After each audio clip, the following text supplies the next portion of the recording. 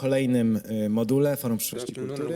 Jest to rodzaj slamu, maratonu, spotkania, które dedykowane jest poszukiwaniu skutków w sztuce.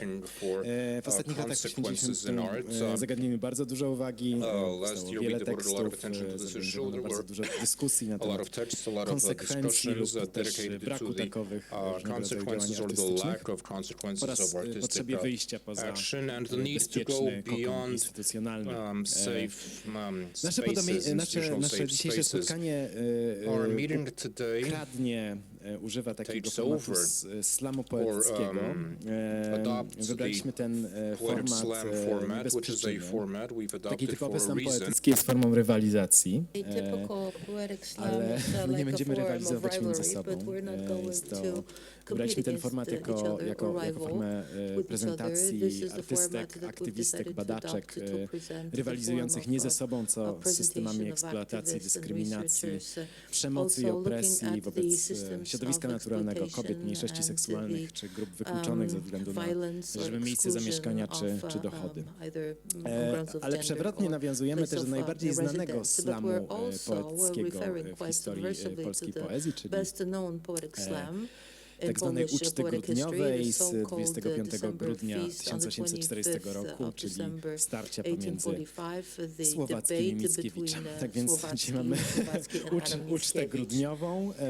Bohaterami naszej uczty grudniowej Anno Domini 2018 są osoby, których sztuka przynosi realne konsekwencje, odnosi tak bardzo pożądany przez nas polityczny czy społeczny skutek.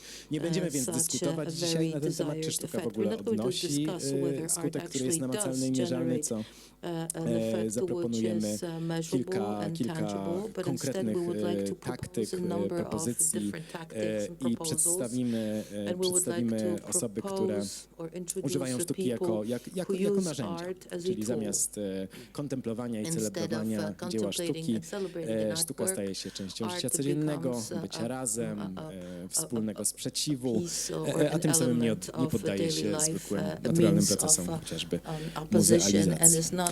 Zapoznamy się z 12 wypowiedziami. Grupa jest rozproszona, część z tych osób jeszcze dociera do nas. Jedna osoba się rozchorowała, Ola Jasianowska przesyła serdeczne pozdrowienia z łóżka, ale jej prezentacja is going to be seen, has been seen and will be seen again. Her presentation was on the visual identification of the anti-fascist work upcoming next year. So from the proposed, or with the proposed logotype, with the logotype that she has proposed, you have already had the possibility to get acquainted with. None of these interventions can go beyond 10 minutes. I have these cards ready for our participants. If I throw the number 3, it means that there are only 3 minutes remaining. I am going to be presenting the participants, but I can only use one sentence, so I've written one sentence per each participant. It's quite a lengthy sentence, but it's one single sentence. And the 13th participant of the slam is this hidden track is Jonas Stahl, who's the author of this installation, the unionization of the Polish Parliament, where we have the pleasure of meeting. It's also the stage design for the Backay performance. Jaśmina Wójcik, she's a visual artist who, with the use of drawings, sound, film, and performative activities, introduces changes in the perception of reality, as is the case with the activities of the former workers of the Ursus tractor company. Jaśmina. Hello, it's me.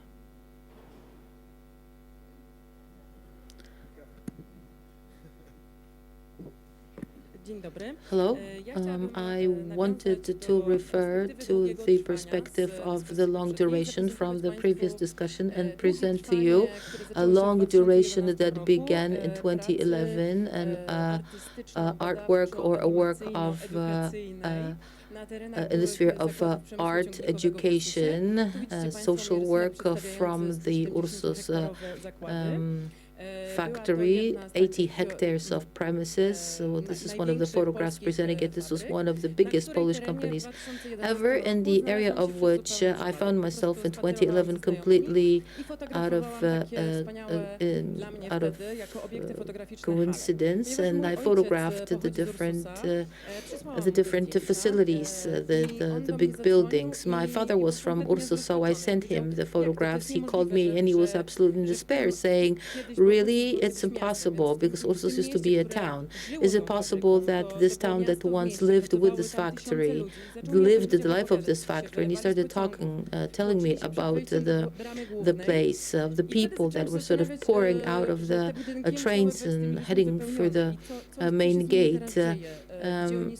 I just started thinking, whatever has happened to the people now in these premises, and sort of I distributed notices seeking people who had worked in Ursus. These people, some of them called me back, and I asked them about the work, how many years they had spent working there, and what this work was for them. And then I learned more and more about this place, which was so very important to them. And I have to tell you that my work in Ursus has been going on for 8 years now, and I try to have 1 minute per 1 year, which is not easy, so I'm accelerating. And out of the histories, of which there were many, I learned about the ethos of work. Back in 2011, 2012, I was a young mother working on a contract that did not give me any maternity benefits. So when I learned about the whole social backup, the fact that the employees had a kindergarten on site in the factory, that there was a subsidized vacation and spending common time together. And I told them about 2 years of work, and they told me of dozens of years working together. So it all sounded like a fairy tale, but it was a reality. Those people, despite the fact that they had no longer the work and there was no factory, they would still meet. They would gather either in homes or they would go to different courses together. So it was not a propaganda type of a conversation that they had with me, but a true reality. So this was number one. And the second thing was the mutual respect at work. If one was a young employee coming to work, that this person was introduced to work, I was taken care of, I was shown what this work was about, and at the same time I saw and I met people who were the sort of champions and the absolute experts in their work. And that was also something that I found very important. I would love to see it in my world, and something that no longer exists in this atrocious capitalism. So I wanted to sort of recall that, bring that back, and also wanted for these memories to be actually expressed in terms of sound in these premises, in these facilities. And we organized a stroll around the city with loudspeakers sounding or emitting the voices of former employees telling their stories. This was not subsidized by anybody. We had this kind of a walkthrough. It was kind of a completely spontaneous situation, no marketing, no promotion. Several hundred people came. That was 2013, a very important point and a breakthrough point. I was joined by, for example, Igor Stokwiszewski and other guys. Igor, are you here? And beginning 2013, we do this together. We've been doing it every year now. There's so many people and actions taking place, and also the prospects of long duration is all about being in the district and being with people who are not perhaps excluded, but who have been left to their own devices. The administrators, they told us in 2013 and 2014, stop, dealing with those factory buildings falling apart. But this is because this is something that destroys our image which we want to be seen as a city district that is a smart city and is developing, and that we have these fashionable and fancy flats available in Warsaw. But we were really sort of obtuse and decided to stick to Ursus. We kept talking about the identity of the place, what it was. We have organized a whole number of micro actions that were huge ideas, and we had to kind of cut them and trim them because we would not have the type of money for them of the type that we wanted. So these were all huge events. Ursus 2014, we had the tractors that had been produced in Ursus that were returned to Ursus. We had a congress of drawings by Paweł Althammer and a million of other actions. But these Ursus experiences, after this huge 3-day event that was very much located in the premises of the factory, this was followed by all sorts of other campaigns and actions that were sort of conceived by the former employees, the former workers. And we, from the area of activism and art, we simply wanted and tried to support these ideas. Here we used, for example, the film and its inauguration to begin a petition to maintain or to preserve the collection of the Ursus factory. We also have performative actions, but they made sense. And in 2015, I was able to win a film award or a prize that made it possible for me to continue a 3-year project with the former Ursus workers.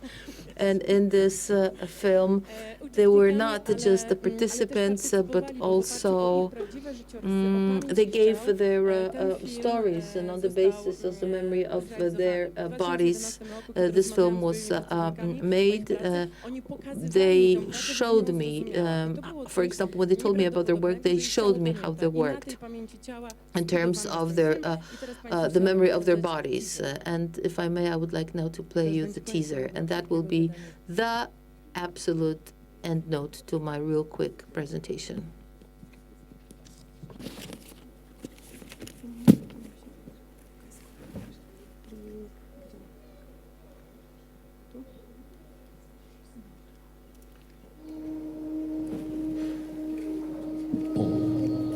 Szłam do domu spać, a szły młoty 8, to u mnie się żyrandol ruszał. Ten ogrom to przeraża. Które było norma 7,5 tony do przerzutu, robiliśmy po 16, po 14. Chmura jakby się oberwała, tak ludzie do pracy szli.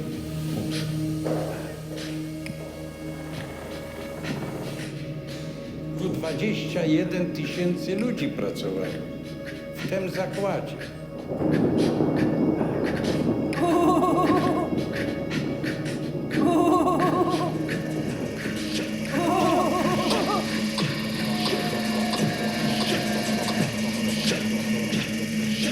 Jak staliśmy i patrzyliśmy, jak to szło pod młot, jak to niszczyły wszystko, zakład, który dawał chleb.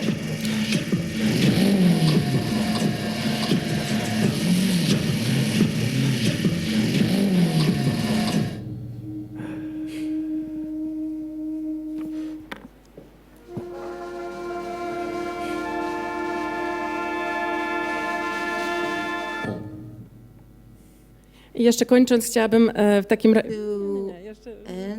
Chwila. Że jeżeli chcecie Państwo więcej dowiedzieć się o wish to find out more about how we work, I would like to advertise our book, Art with Society, which is a collection of texts of practitioners, of artists, and we worked with Izabela Jasińska and Igor Stokwiszewski. The work is fresh out of the printing press. I can now perhaps let you take a better look at it, circulate it. Thank you.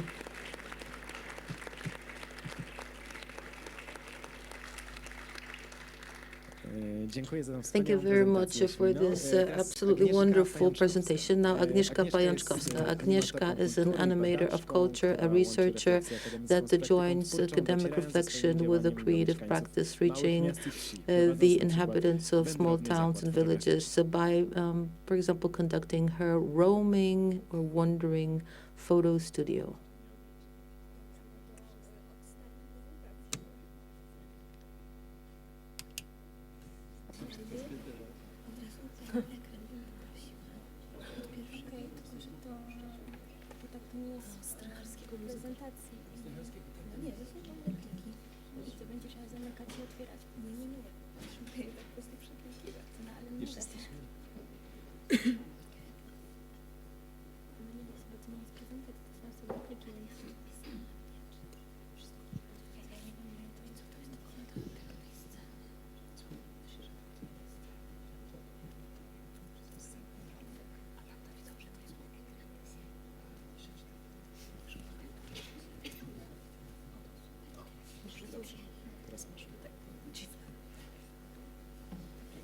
Czas start.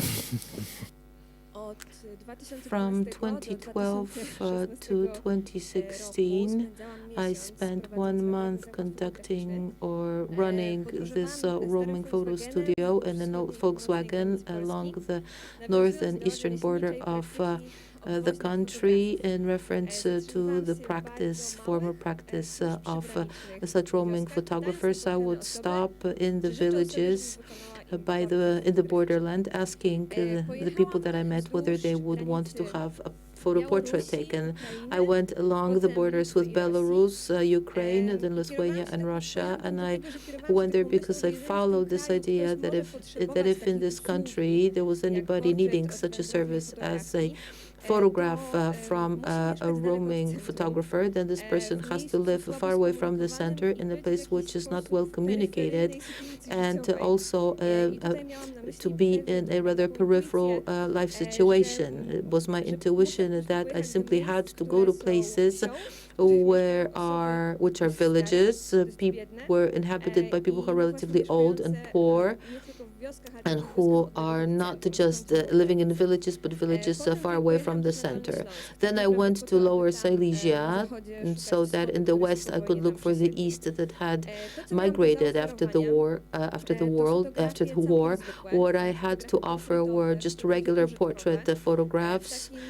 Regular photographs in a very ordinary postcard format. But what was important, these photographs were printed instantly with a printer that only needs electricity, and I could do this anywhere. And it was also very cheap.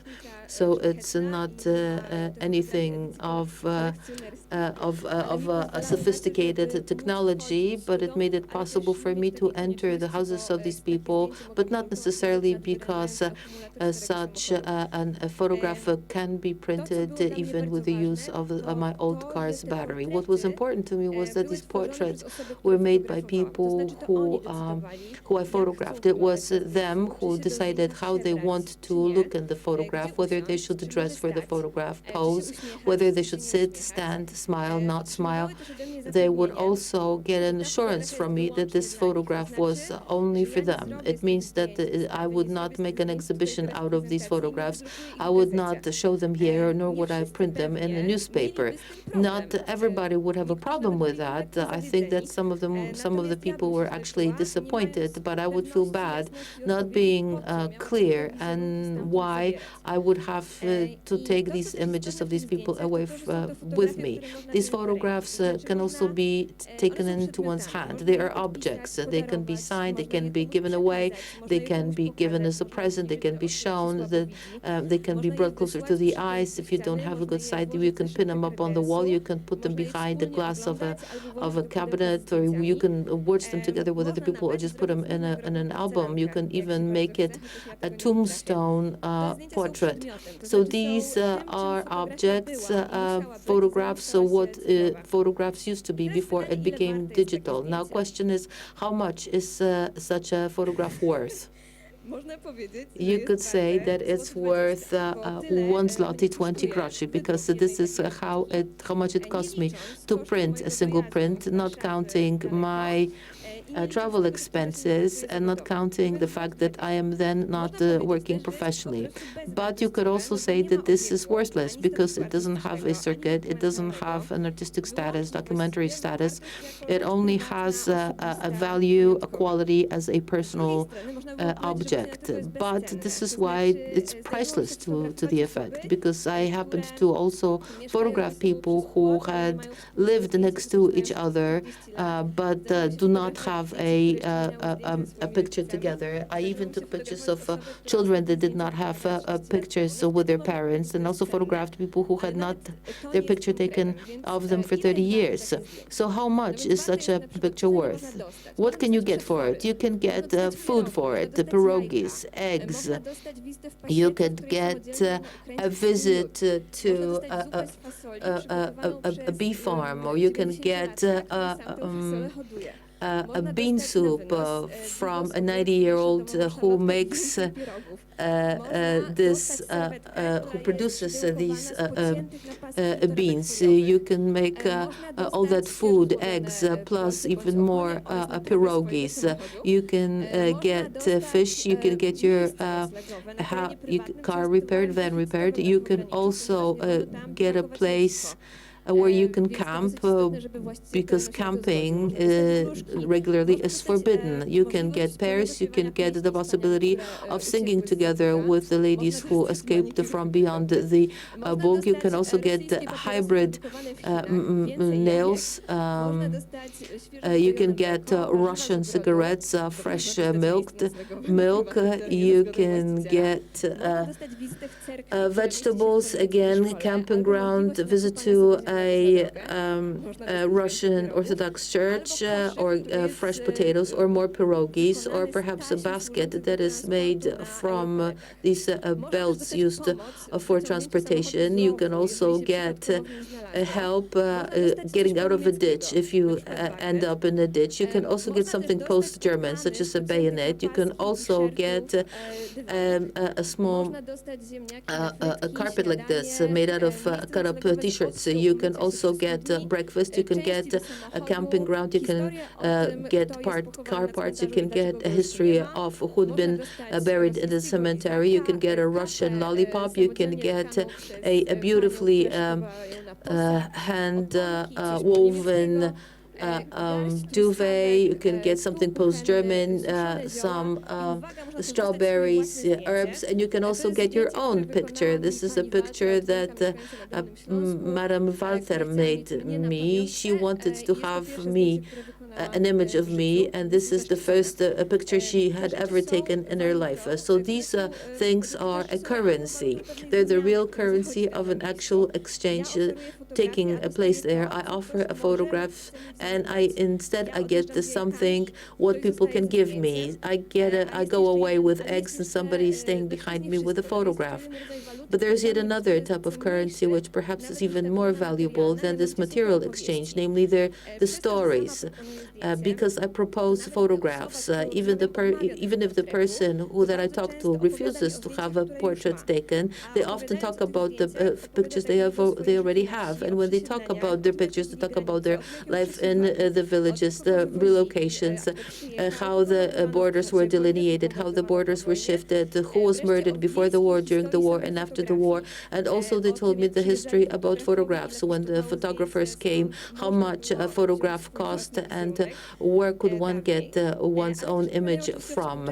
But they also talk about their contemporary life, how one now lives without a shop, without a physician, a doctor, but with huge European donations and the possibility to go work abroad. And all of this is happening thanks to the effectiveness of this meeting, of this encounter happening there.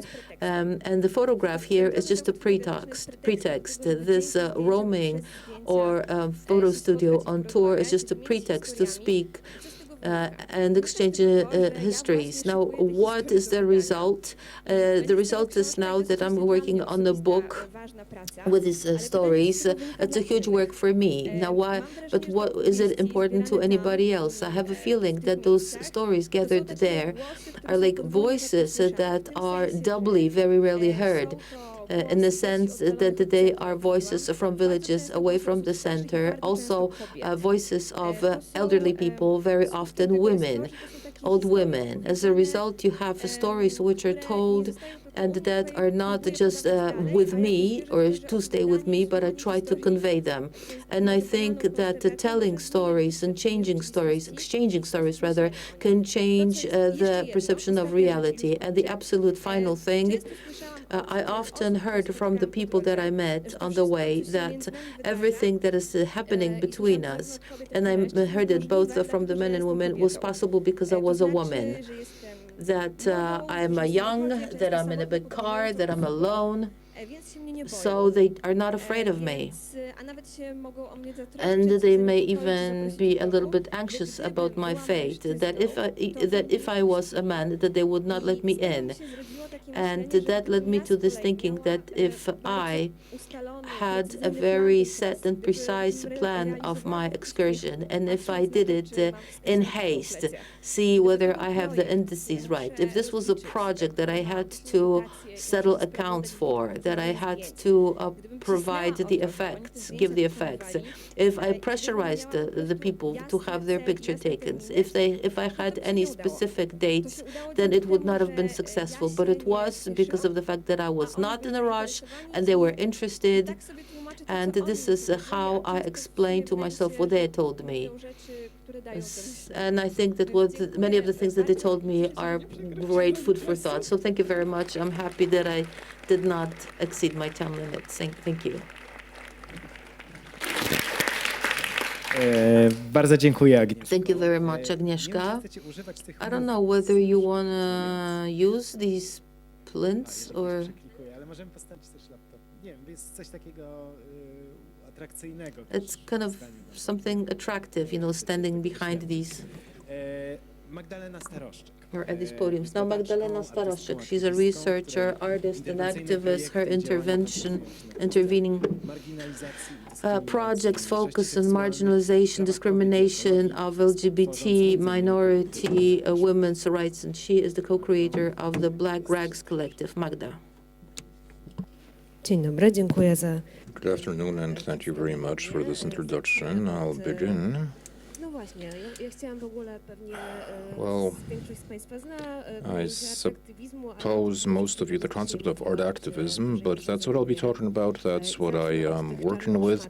And I'll begin with the Black Rags, or it's a collective that was established in October 2016.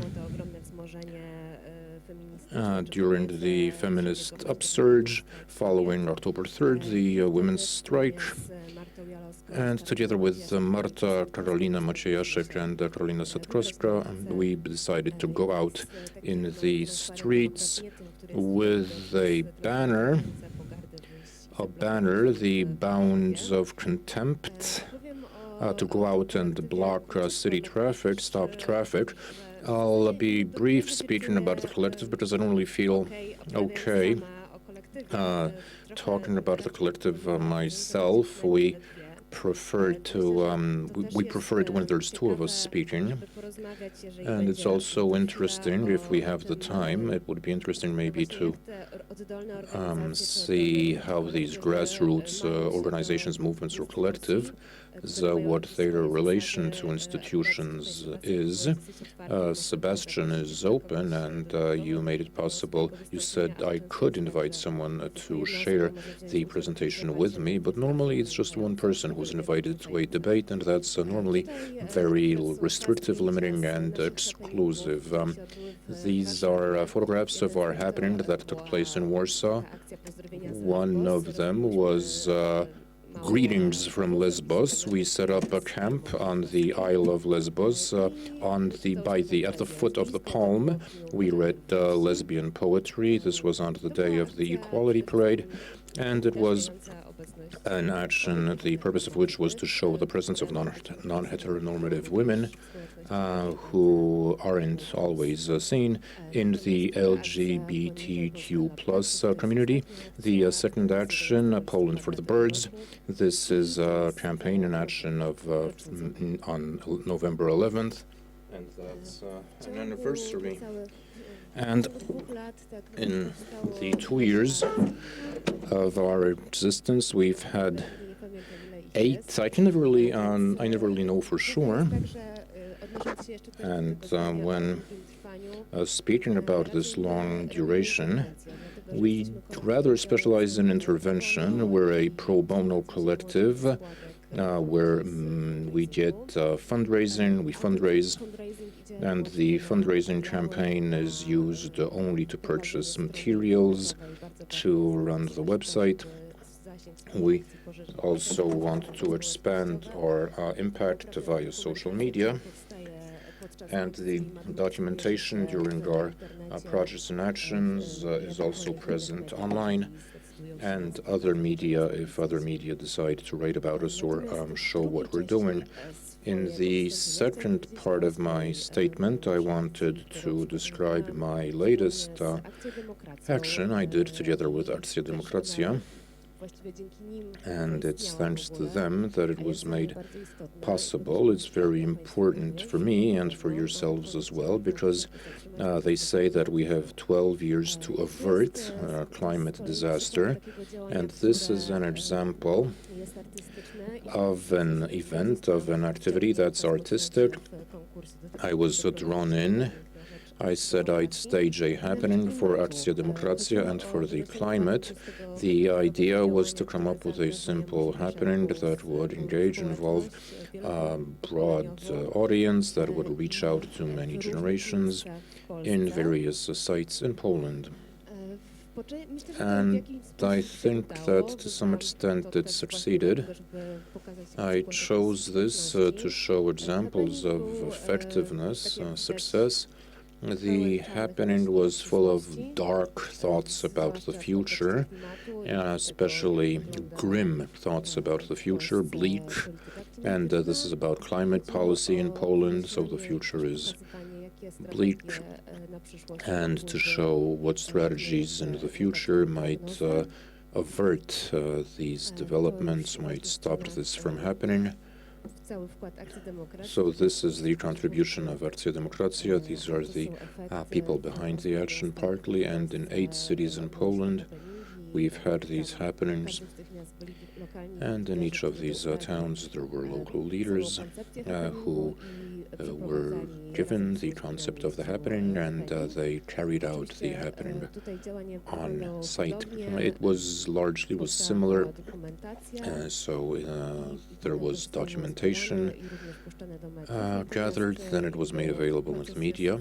But the process is a little more complex here, because this is just part of a greater whole, a broader campaign. The purpose was just transition, the concept of just transition, and a petition that in the last 5 days was signed by over 10,000 people. We got 10,000 signatures, and I think there's more people signing it. Now, if I have the time, I want to show you a video clip.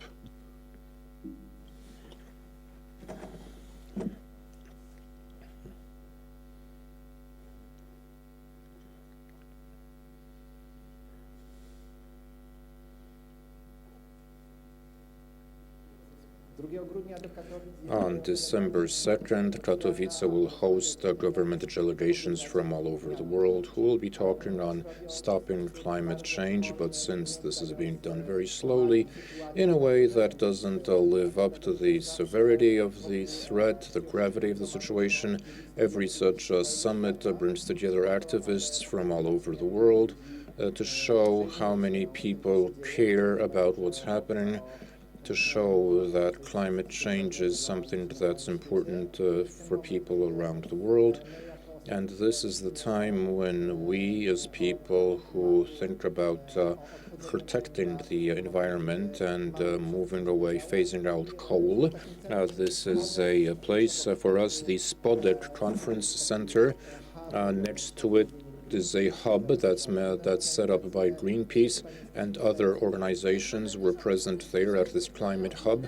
We have a lot of dire forecasts about developments in climate and the future. And this is the black cloud that's gathering the bleak thoughts. So we want to look for a green lining, something that would herald usher in a better future. Today we're at an old coal mine that was shut down some time ago. It's an example of how the environment can be transformed and made friendly and open. And this is happening that we're doing, and it's about how to change how this disaster can look. Dark thoughts, dark clouds, and dark clouds on which we've written our slogans. So we're looking for green linings. We're flipping these black thoughts to have a vision of the future because we need hope. I want some nature to be left. I don't want it all to fall apart. We're a product of evolution. We need nature. We need balance. We need peace of mind. Without this, we'll be unhappy. We'll be unable to exist. I don't want to choke. And this isn't merely extreme climate events that are happening in far-off parts of the world. These are real hurricanes that we're experiencing here in Poland, and these are threats that are worth talking about.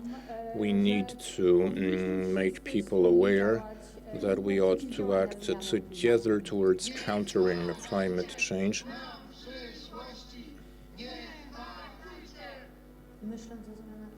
When thinking about climate change, what I'm worried most about is that we're living in a polluted environment, that it's difficult, it's hard for us to breathe. We have various medical conditions, allergies are on the rise, that it's difficult to live in a natural way if your air around you is poisoned. I'll pause the film. The film's available on the website of Akcja Demokracja and online, so to take advantage of the last minute I've been given and say that this is where art encounters politics and lobbying governments.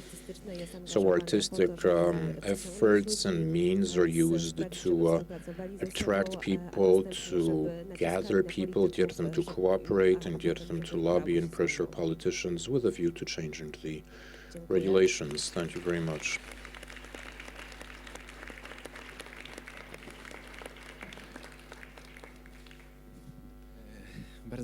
Okay, thank you very much, Magda. And regards to the Black Rags Collective, and some of the girls are present here today. Our next speaker is Anna Siekierska, our next guest. She's a sculptress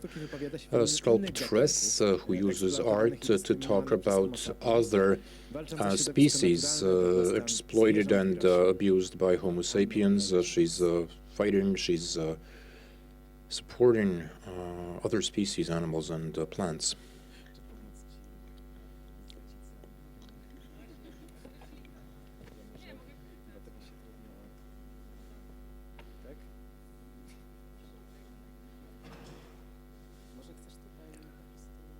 Maybe you'd care to sit down and we can click.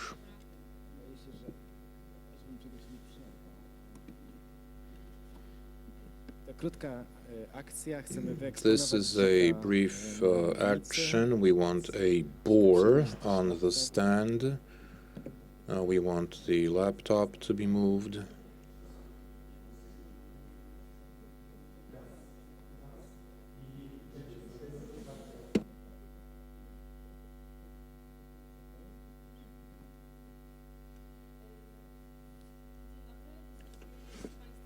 Hello, I am a sow.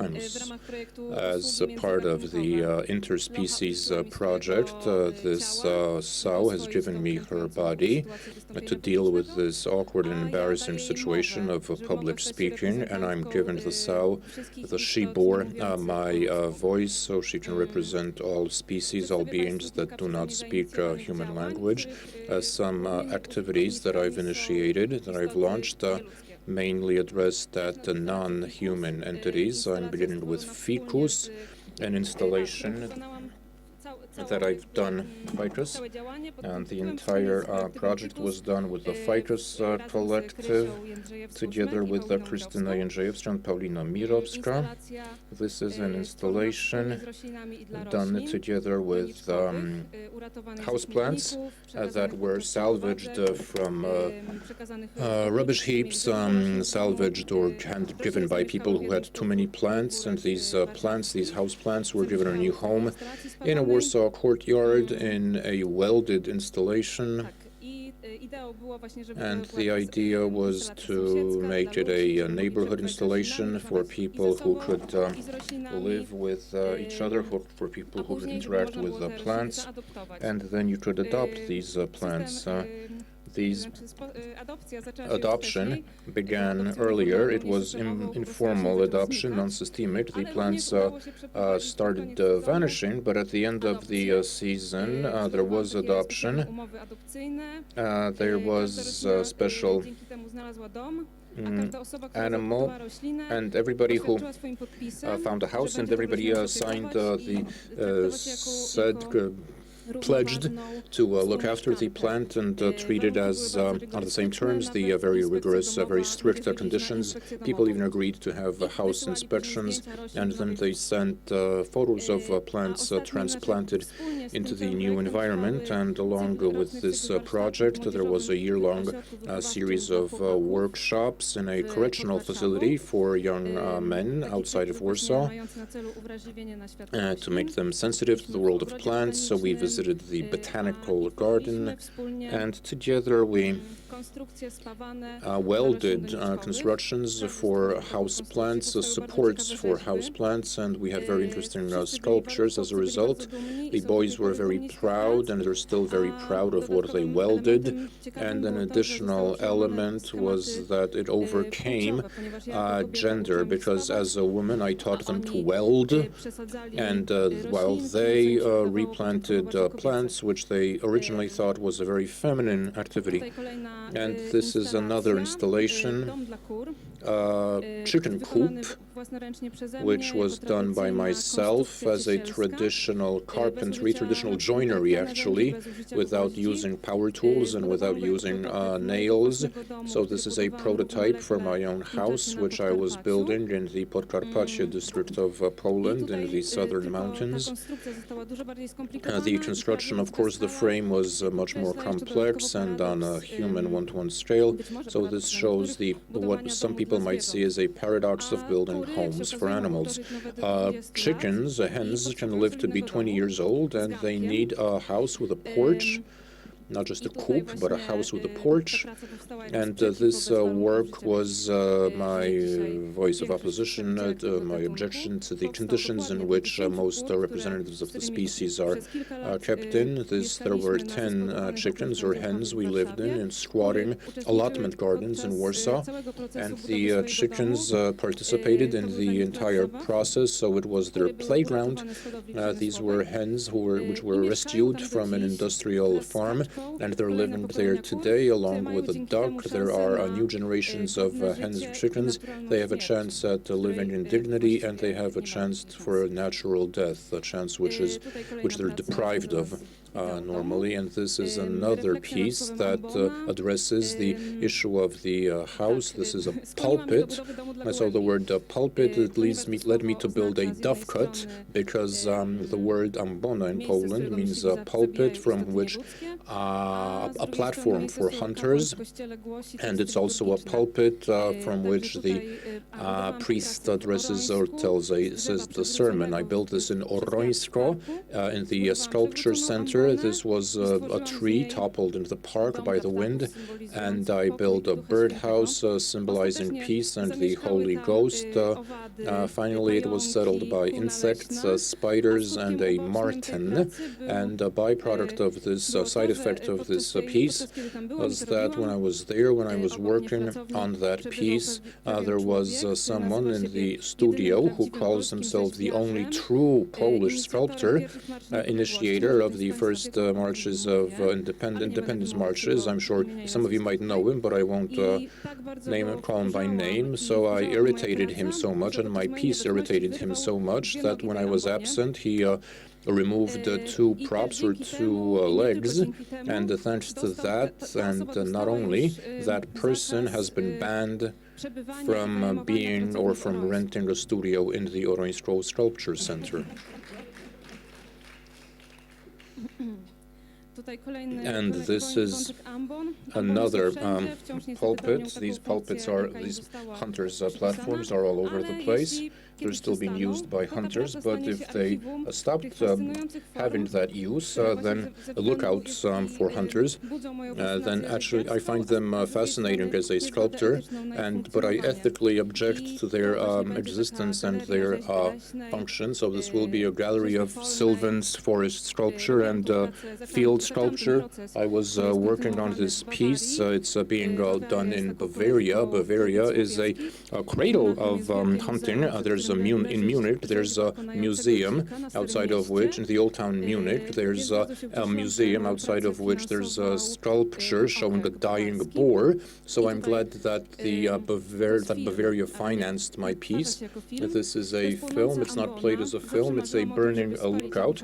I always dreamed of burning one of these hunters' lookouts, and art gave me that opportunity. I can say that I didn't succeed. I failed. Actually, the lookout didn't want to burn. It caught fire, but it didn't really burn.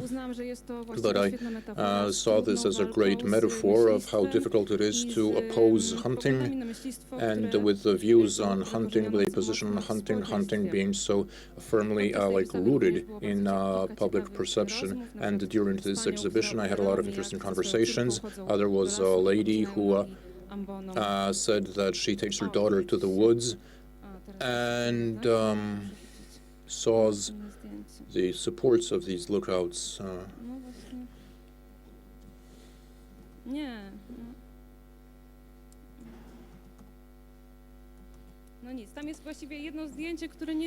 And there's a photograph here which isn't really that important. This is what I... This is more of a legal project, using, resorting to the tools of property. I mean, I think that it's not that we own land, but the land owns us. But when you have real estate, when you have property, you can rule to have it excluded from the hunting region. So for some time it was more difficult. Now it's easier, and I encourage everybody who has real estate to do this, to make their land off limits to hunting. So it's like a little reserve, shrine a reserve for animals. And one event of October 13, the St. Hubert's Festival in Węgrów, which is attended by a Polish criminal. Who's ecocide and Asian swine fever.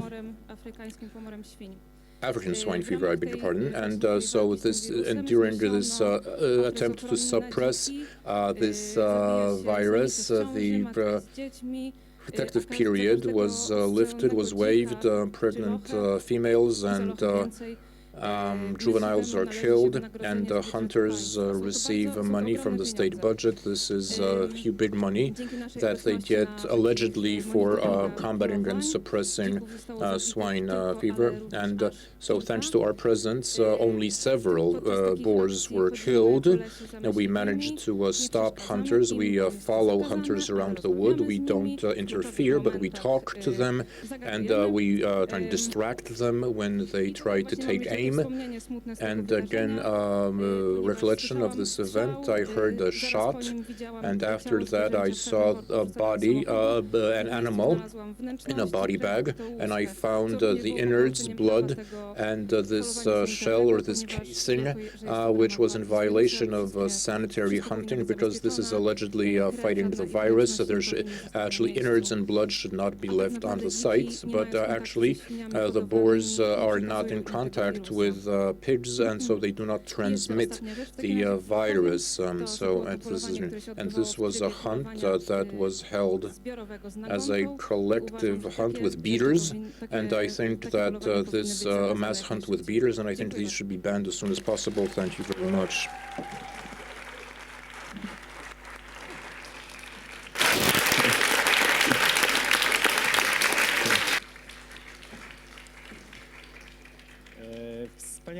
That was a wonderful intervention presentation. Thank you on behalf of all non-human species. And our next speaker, our next artist, is a man, Daniel Rychalski. Daniel Rychalski is a visual artist, and he changes the lives of local communities, especially his native village of Kurówka, using art as a vehicle to address topics such as fate, the stigmatization of sexual minorities, or historical remembrance. Daniel, hit it.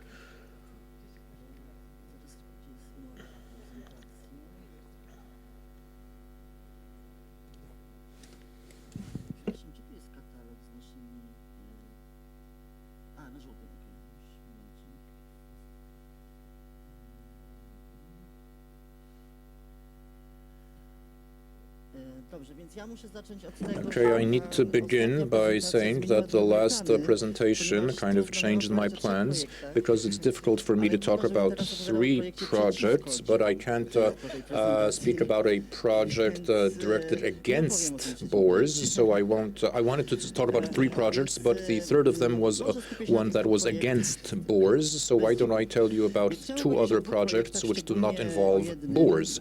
I wanted to tell you about 2 projects, especially one which is called The Island, and I wanted to give you a report on this project because last year at the forum I said that I wanted to do this project. A lot of people came up to me and said that it's not really likely that I'd succeed in a small town to do something of that kind, and it all began.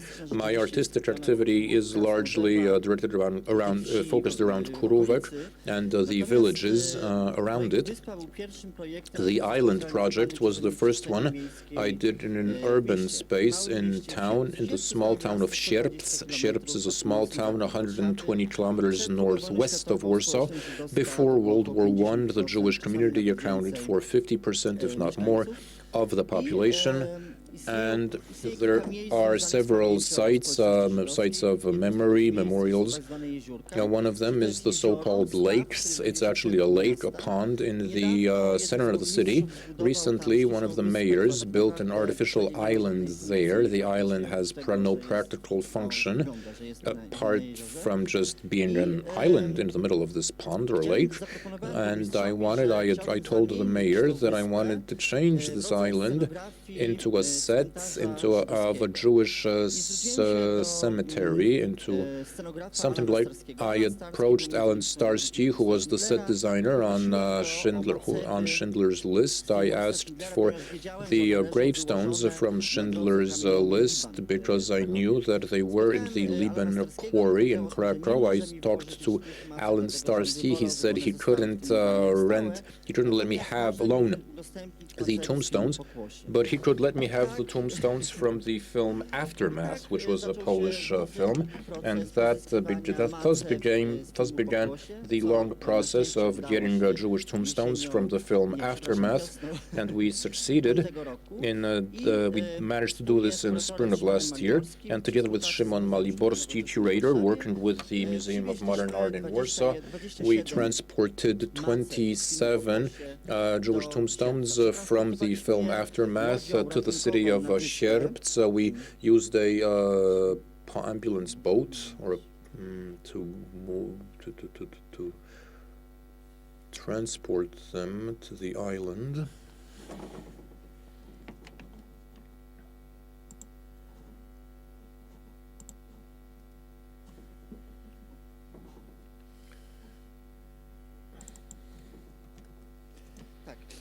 So the project was supposed to be a coalition of various groups. The city authorities in Sierpc, the mayor, Jarosław Pierzyński, the Catholic high school, which is run by Father Krzysztof Kiersnowski, and an association, a village association, and this village association made 4,000 artificial flowers, rainbow-colored, and we used this to make a wreath or a band, a ribbon surrounding the entire installation. There were 4,000 flowers because that was more or less the Jewish population of Sierpc in 1939. So these matzevot.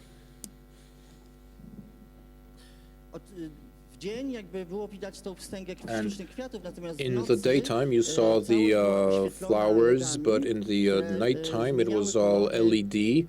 There was LED illumination with rainbow colors.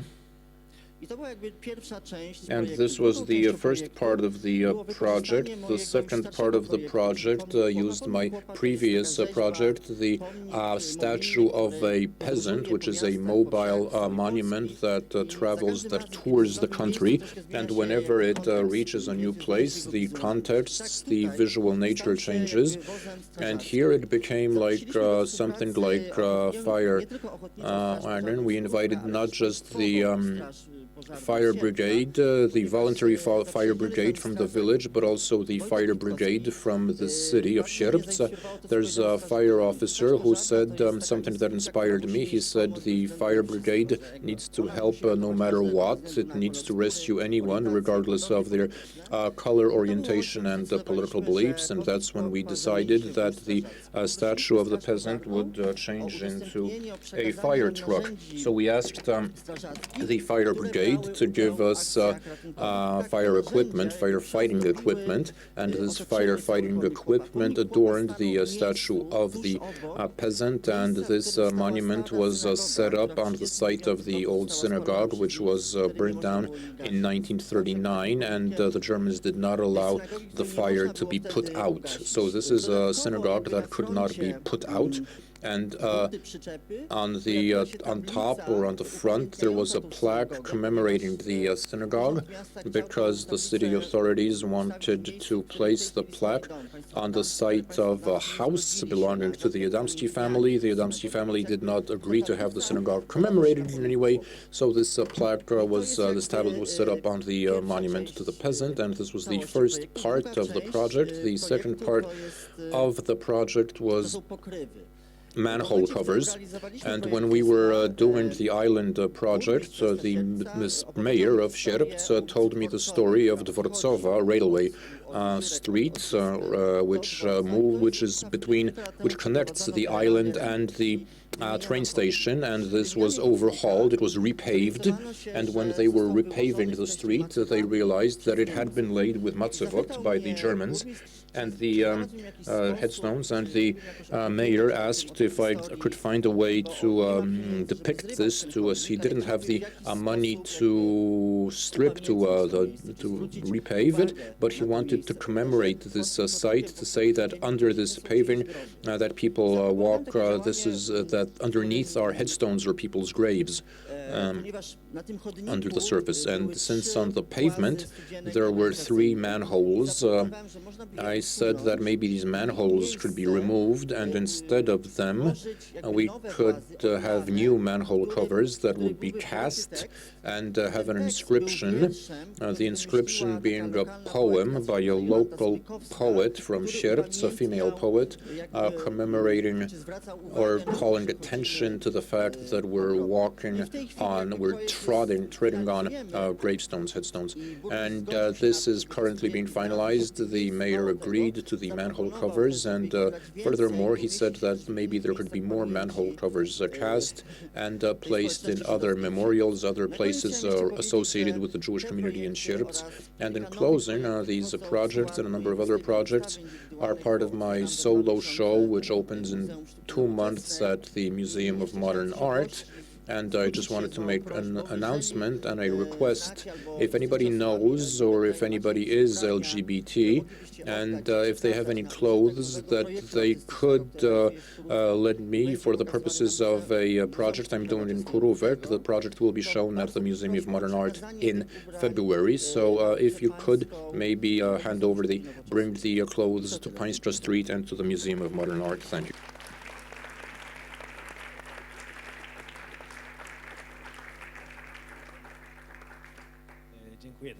Okay, thank you very much, Daniel, and thank you very much for this bit of advertising, for this promotion, announcing the upcoming exhibition in the Museum of Modern Art. That's not the reason we selected you to speak at this. And now I want to ask Zuzanna Herzberg, who's a visual artist and activist, and for whom art, as well as abstract painting, is a vehicle for political resistance and memory, especially the 13th International Brigade, the Dąbrowski Brigade, in commemoration of the Dąbrowski Brigade, who fought in the Spanish Civil War.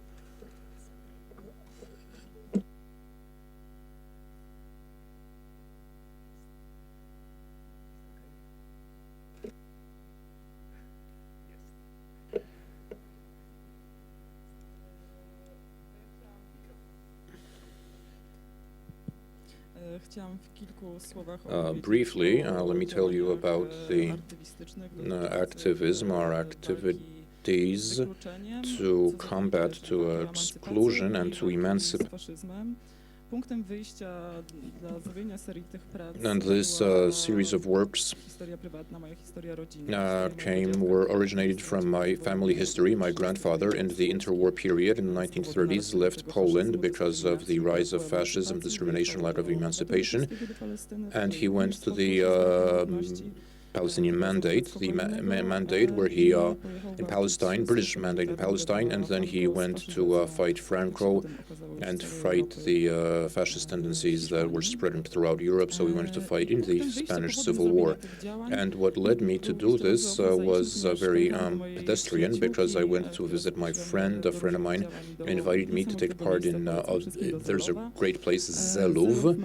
Zelów is a small town which has a main street along which there are numerous temples of various denominations and creeds and religions. The one thing that's missing, I mean, the post office is the former synagogue. So anyway, we worked there, and we worked there long enough to stay until March 1st. We stayed there until March 1st, and a place that I consider idyllic, all of a sudden, the entire town was covered in posters that would celebrate the day of the so-called doomed soldiers, and this is the anti-communist post-war resistance in Poland, and this was done, the organizing was entrusted to the National Radical Organization, which I found very frustrating, and I said I disagree, I don't accept that situation. So-called doomed soldiers, the anti-communist resistance murdered minorities, they murdered the peasants, and I said that the term, these are soldiers whom nobody speaks about, but the soldiers nobody speaks about are soldiers fighting for the international brigades. Their monuments are taken down, dismantled, the commemorative plaques are torn down. And since 2014, ever since 2014, I have been thinking how we can commemorate the activists of left-wing movements, and how can we celebrate and commemorate the Dąbrowski Brigade and say non passaran to a politics of oblivion. And very few people at the time were aware, and there were few people you could talk to. So I want to thank everybody who helped out with the project and who provided the knowledge necessary. And I decided that the Tomb of the Unknown Soldier was the place where all of this commemoration of so-called doomed soldiers took place. It's visited by official delegations, but it's also a place from which a plaque was removed, a plaque that was there until the 1990s, a plaque commemorating the struggle against fascism, including the struggle waged by the struggle against fascism and the battles fought by the International Brigade, by Polish nationals in the International Brigade. 2016 was a seminal moment. It was the 80th anniversary of the putsch, of the Franco putsch, and I invited friends, activists, and artists, and based on research that I carried out, I did the flags of 2 battalions. I chose these for a reason. One of them was the Naftali Botwin battalion for those of you, for Yiddish speakers, in which my grandfather had fought, and the other was the Adam Mickiewicz battalion, and this was a battalion made up of Poles representing ethnic minorities. And this was important because Naftali Botwin was completely obliterated from Polish memory, and it's not said that Adam Mickiewicz had a Jewish identity, the Polish national poet, a Jewish identity that he invoked in his work, and that this was an important component of his identity.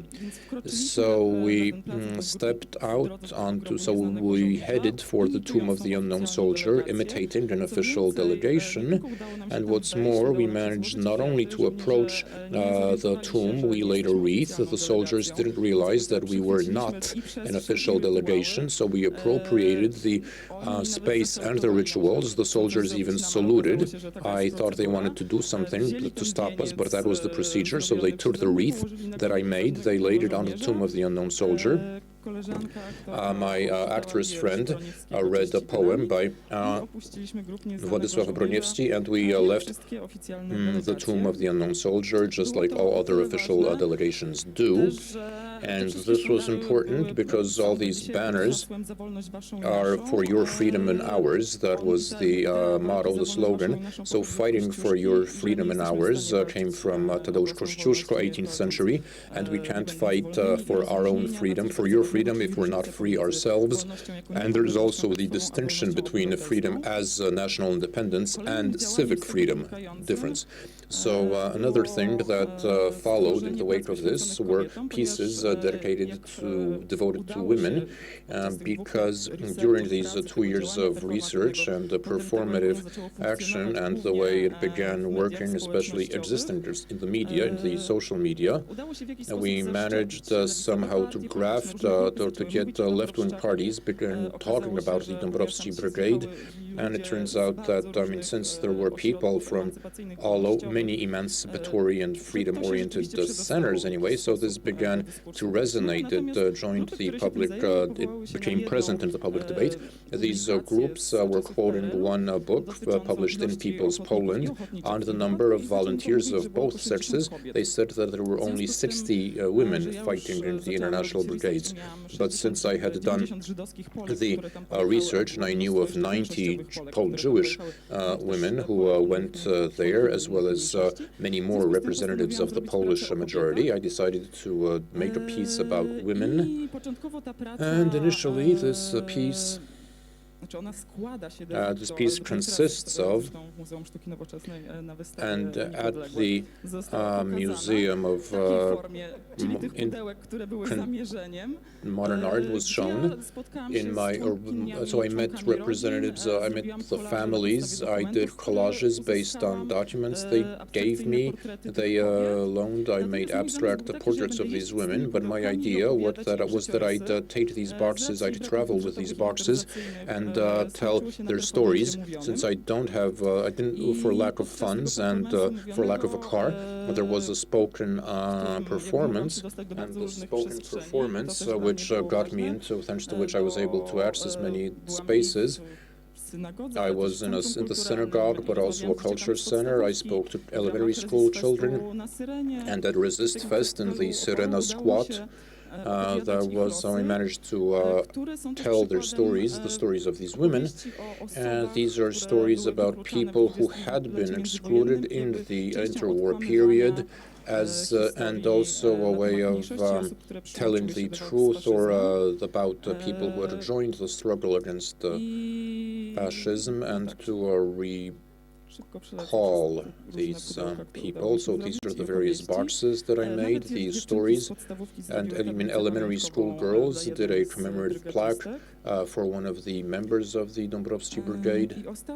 And one last piece about the international brigades was a piece So when the topic became part of public discourse, these stories about women, and one of the speakers said that it passed, there was a grapevine, and so I wanted to appropriate or take over another type of public space, not just an intervention, an incursion, but also leave a material and trace and commemorate the international brigades in public space. And I found a stone in Świętokrzyski Park at the intersection of Świętokrzyska and Marszałkowska in central Warsaw. And this stone, for a long time, was a stone, a memorial of oblivion, because there was a tablet, there was a plaque that was on it, and there was the trace of this former plaque. This former plaque actually commemorated. It said that this is where the house on which December 16th, 1918, the Polish Communist Party was established at a Congress. So I decided that since the Polish Communist Party, after the international brigades, that the Polish Communist Party helped people get to Spain, that this was a coincidence, and we should use this overlapping memories, this dialogue, and do a more permanent commemoration. So put up a plaque that would commemorate the international brigades,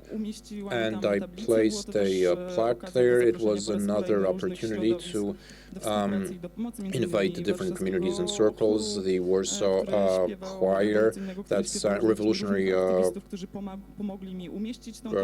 choir, and people who helped me attach this plaque, to unveil it, and to avoid any unpleasantness.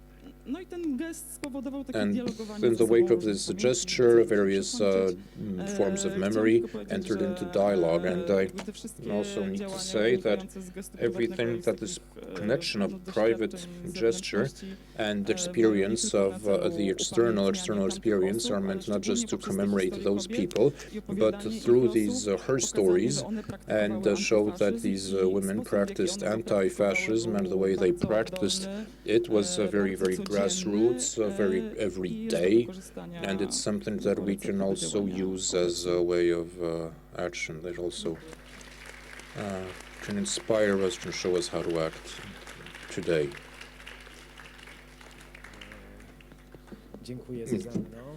Thanks, Susanna. It always really makes such a great impression on me how you speak about the Dąbrowski Brigade history and how you actually translate it into such a strong art.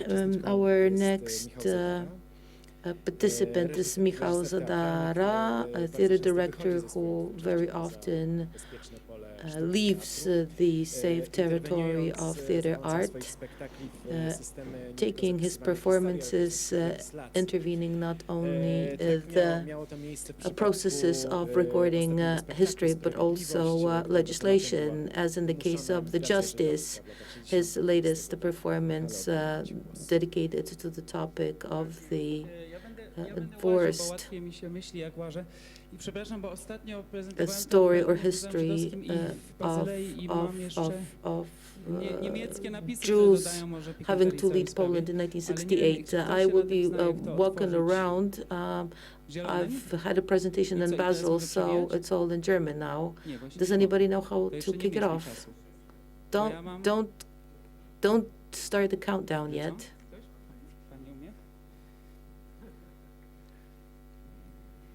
I teraz mogę zmieniać?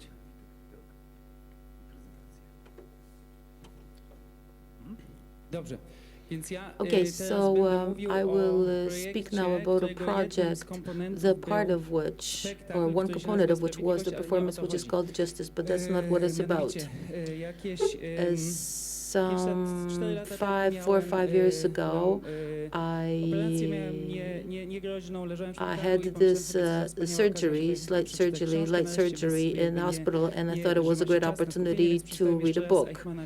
So I once again read Eichmann in Jerusalem, and at the end of this reading, completely being sort of filled with the great medicines and drugs that they give you at a hospital, I wrote this long essay to Krytyka Polityczna about the following. Now that we are presenting the SS man before the court, why isn't it possible to also bring somebody to court who participated for the events of 1968, who was actually one of the co-organizers of the forced migration of people of Jewish descent from Poland, Poles of Jewish ethnicity from Poland. And when I met with the management of this theater, I said that I would like to have a performance where we'd spend the entire budget on the work of lawyers, and the performance would be the least important thing. And to my surprise, they said, okay. And so this project, one part of it is the performance, but the project is, the whole project is called Justice. It's just that the performance you can see in this theater. Barbara Wysocka, who's on this picture, she's also here, so please correct me if I'm okay, because in these 6 minutes I'm going to tell you the entire performance. You don't have to come to see it yourselves for the hour and a half. It's a performance that is devoid of any metaphors. It's not about a performance, a play. Nobody's playing anything. We're just informing. It's a performing about assigning criminal responsibility to those co-responsible for the expulsion of 1,300 Polish Jews in the years 1968-1971. When we began pondering on how to come to grips with what happened then, but what did happen then, the event was the following. In a completely illegal manner, the legal mechanism there was absolutely illegal. So in violation of the law, 13,000 Polish citizens were forced to leave Poland. Polish citizens are Poles, and that is something that I see as quite scandalous. What is even a bigger scandal is that nobody's ever been held responsible for it. Not a single border guard who blackmailed people on the border and would take away their objects illegally, or a politician that would incite hatred, or any of the journalists that are then collaborating.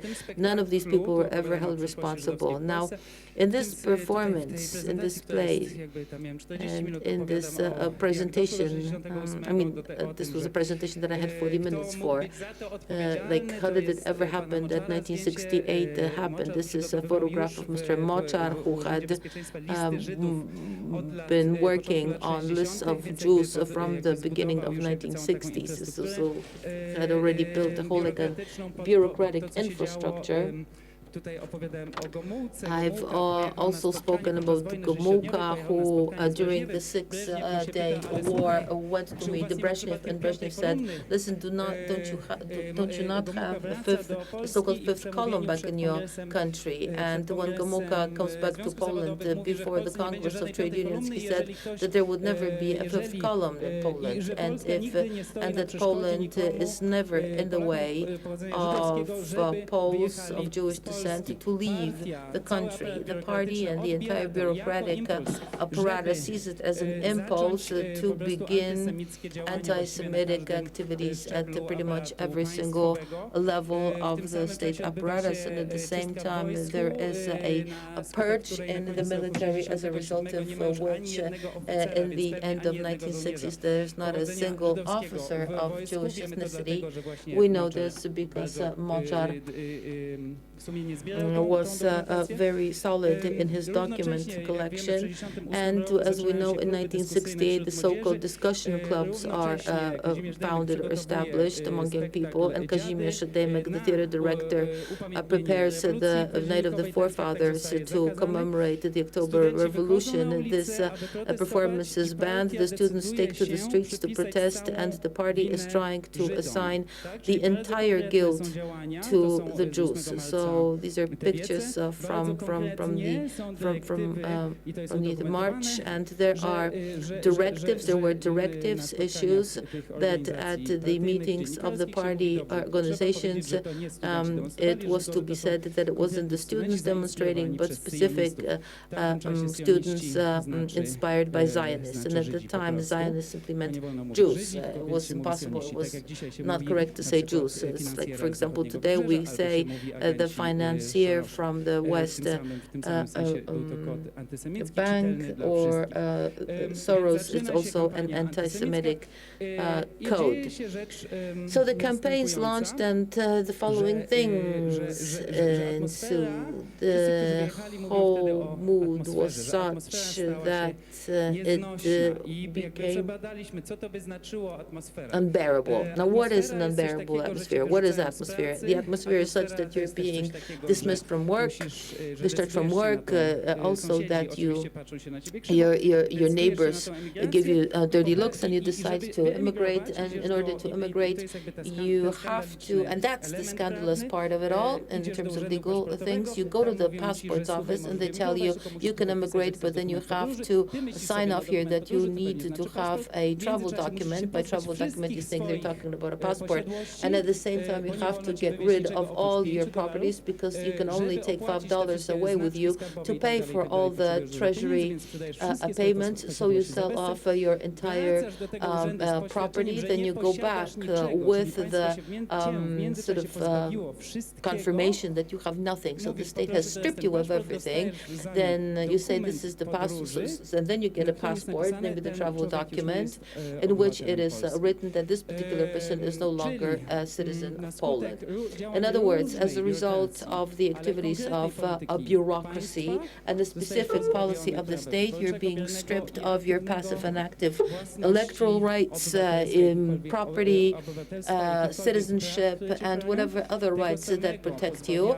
And also the Nuremberg trial did exactly the same thing back in 1935, and they were only sort of limited to Jews. So here's the parallel with the Holocaust. Those who organized 1968, perhaps their hands were not bloodied, but neither were the hands bloodied of those who organized the Holocaust. For example, Eichmann, he often said in his defense that he never had any blood on his hands. So 13,000 people are forced to leave. And when thinking about the different scales of responsibility or degrees of responsibility, we thought whether it would be possible to say that who had the agency. Was it the Gomułka, was it Gomułka or anybody else? But Gomułka is already dead, so it's impossible to simply take him to court. Back then, one would not be promoted before the age of 50. That means that these people were old enough to have died by now. So the most important element in the migration was the moment of the loss of the job. One lost his job because one was Jewish, and that was clear to everybody, but it's illegal. It was also illegal in light of the then labor code. Only that the directors and managers of the different institutions who were responsible for that, most of them had already passed away, and the institutions that let people go are also gone, because that was a different political system. This is the scene when the actors are talking about who could have been responsible, and this brought us to journalists. The journalists who wrote very hateful texts back then that made people leave. Some of those journalists are still alive. Only that, the crime of inciting or instigating to hatred has statutes of limitations of 5 years, namely that you cannot bring anybody to justice because the crime is overdue. But if we think about a crime against humanity is not defined by the level of violence. In other words, a particular group does not have to be completely eliminated, annihilated, a mass raped, or even destroyed, group raped. But it's a question of selecting a particular group in light of an accumulated policy of the state against this group. So in every sense of this word, what happened back in 1968 should be seen as crime against humanity. And now anybody who participates in a crime against humanity, all these small crimes that are being done, for example, instigating or inciting to a crime, that is not subject to statutes of limitation. So again, that opens up a door to press charges and draft or file an indictment against somebody. And we came to the conclusion there are still two people that can be brought to justice. Karol Badziak, a world journalist who's now deaf and blind, so we couldn't talk to him, and Iwona Śledzińska-Katarasińska, who was the deputy to the Polish parliament. She was the deputy to all the terms of the tenures of the Polish parliament from after 1989, but she used to be the author of extremely hateful text. And we ended the performance by the fact that we're signing off a notification to the prosecution that we are sending to the prosecution. This document is still with me. I'm still drafting it, but I think that February I will have that all ready, and I will inform the prosecution that Karol Badziak and Iwona Śledzińska-Katarasińska are guilty of a crime against humanity, which is subject to punishment as provided for in the different paragraphs of the appropriate laws. Thank you very much, Michał. Of course, this particular formula does give a complete comfort to the participants of the slam because it does not provoke any answers. But we also have many hours also overnight to perhaps get some additional information from anybody if we wished so. Edyta Jarząb, artist activist who first and foremost uses the sound as a tool of social mobility, sisterhood, brotherhood, but also pleasure and resistance. She deals mainly with making participative soundtracks for different protests, parades, marches, whatnot.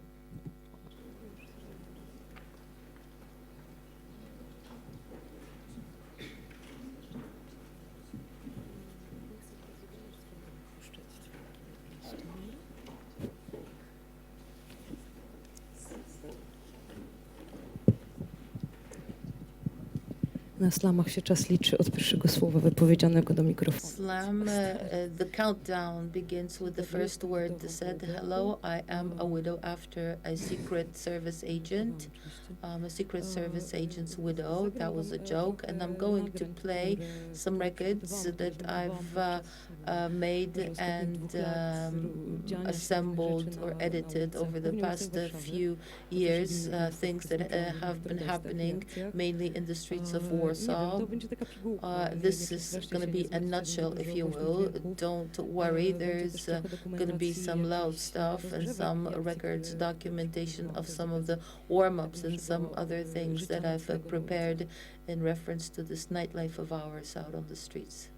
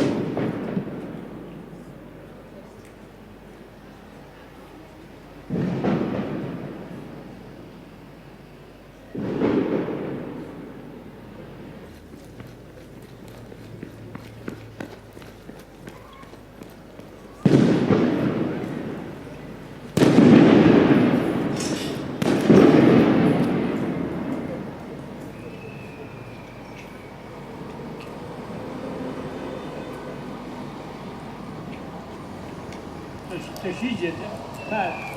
Naziści. Tacy, co nienawidzą wszystkich. Alejami? Słucham? Alejami idą teraz? No, chyba tak.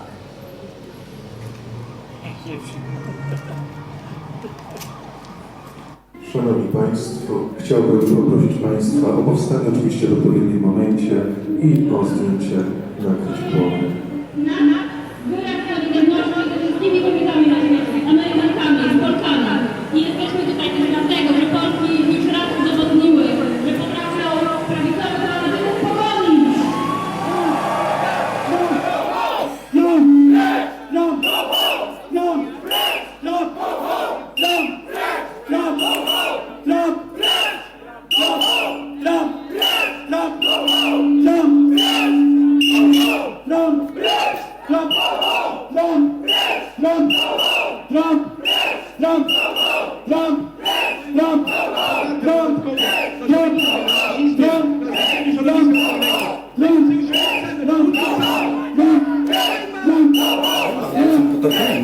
Pozwolił sobie w jakimś tam late night show potargać te włosy. No i tak jest, wydaje się, że... To są jego widać, bo tu ma zaczesane, tu ma gęste, tu ma rzadkie, ale sobie tu stąd trochę przyczesuje na tą stronę i... Ja tylko nie rozumiem, skąd jest jego pomarańczowa skóra, bo to jest ciekawe. Od samoopalacza. Od samoopalacza? Tak. Ja chcę być macho latino. Macho latino.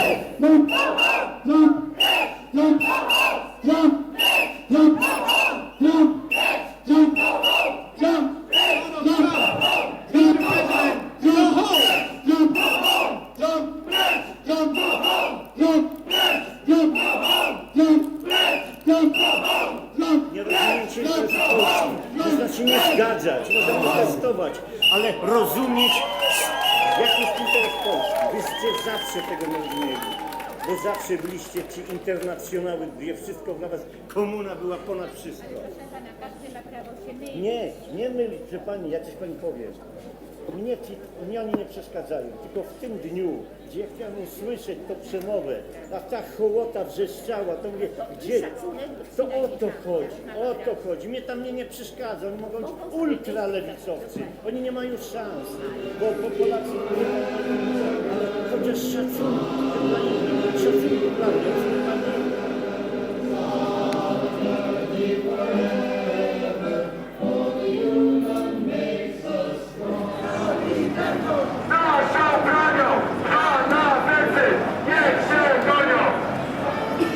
Trump zniszczy planetę! My zniszczymy Trumpa! Trump zniszczy planetę! My zniszczymy Trumpa!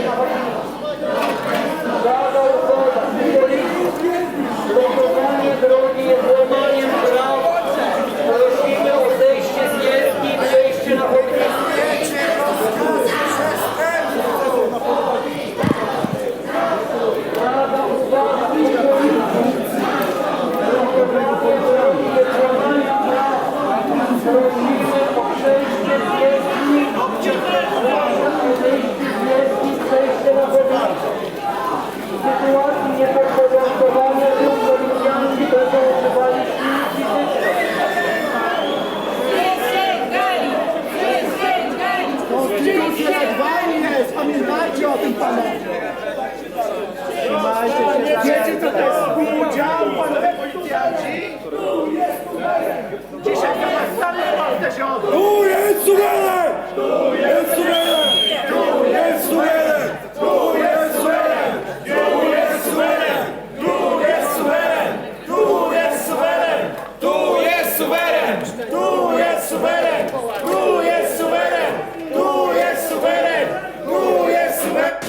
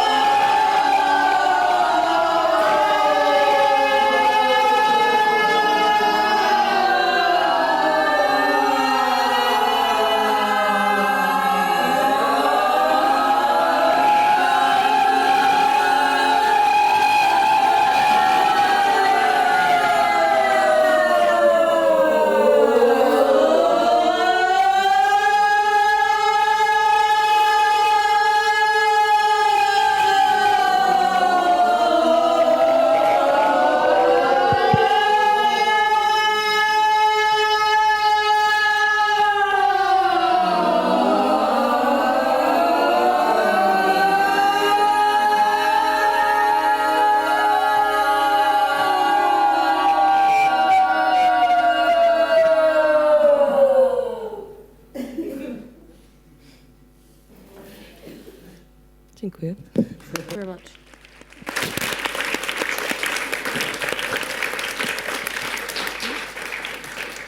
Bardzo dziękuję za to dźwiękowe wystąpienie. Thank you very much for the sound intervention. And now, if I may, Cecilia Malik, who's an activist visual artist using art as a collective tool for forming ecological or environmental awareness, working or acting on behalf of non-human entities such as river, a nature reserve, or a forest, wild forest.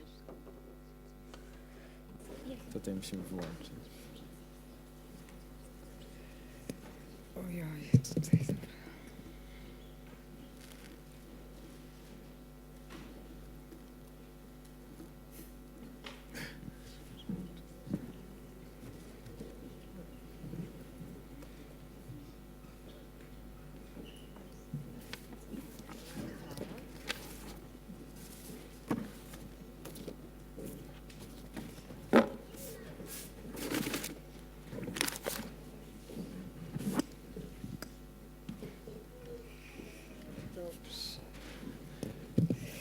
Start, tak? Start.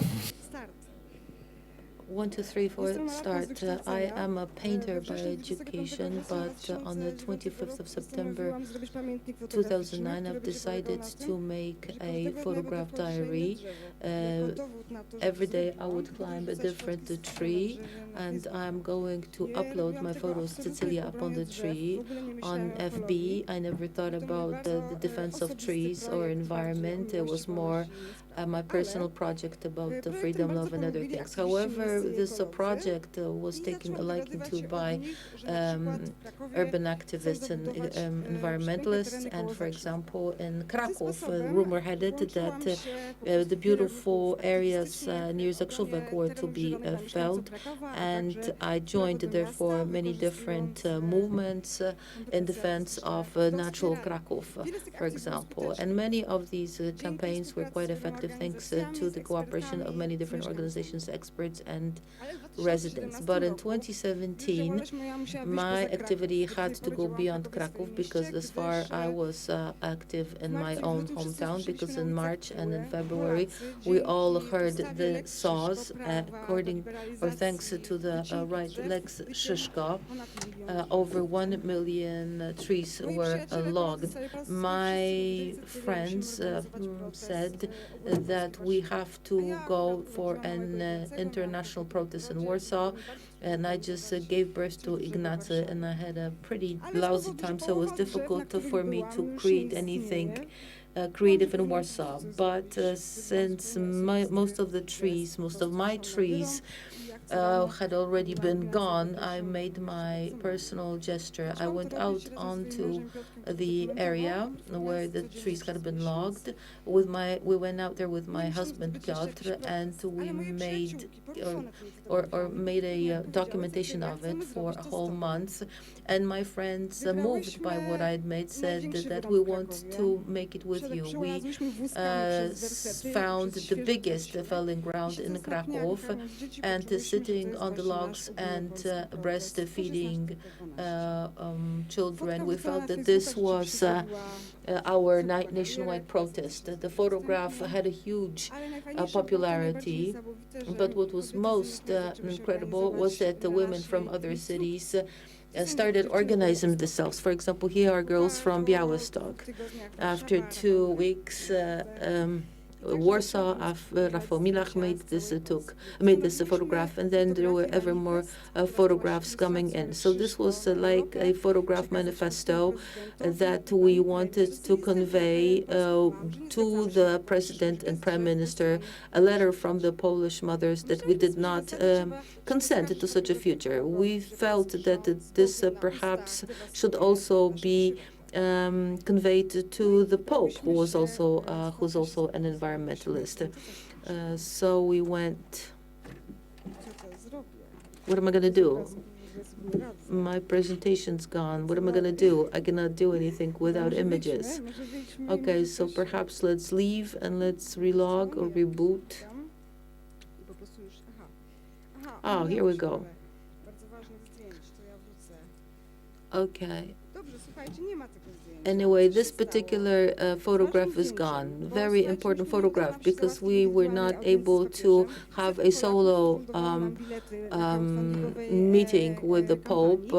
Hundreds and thousands of Popes actually crowd-funded this. So we only went to a group audience by the Pope, and we had this letter to the Pope that the forest is being logged, that we have the worst possible air in the whole European Union, and that millions of people were, millions of trees were logged, and that the rivers are going to be also polluted. But the Pope saw that we were there with the baby, and the Pope came, approached us, and also took our report, regardless of the security measures. So we had this report on the rivers, because we talk about trees, but we know very little about rivers. The fact that we have 1,500 of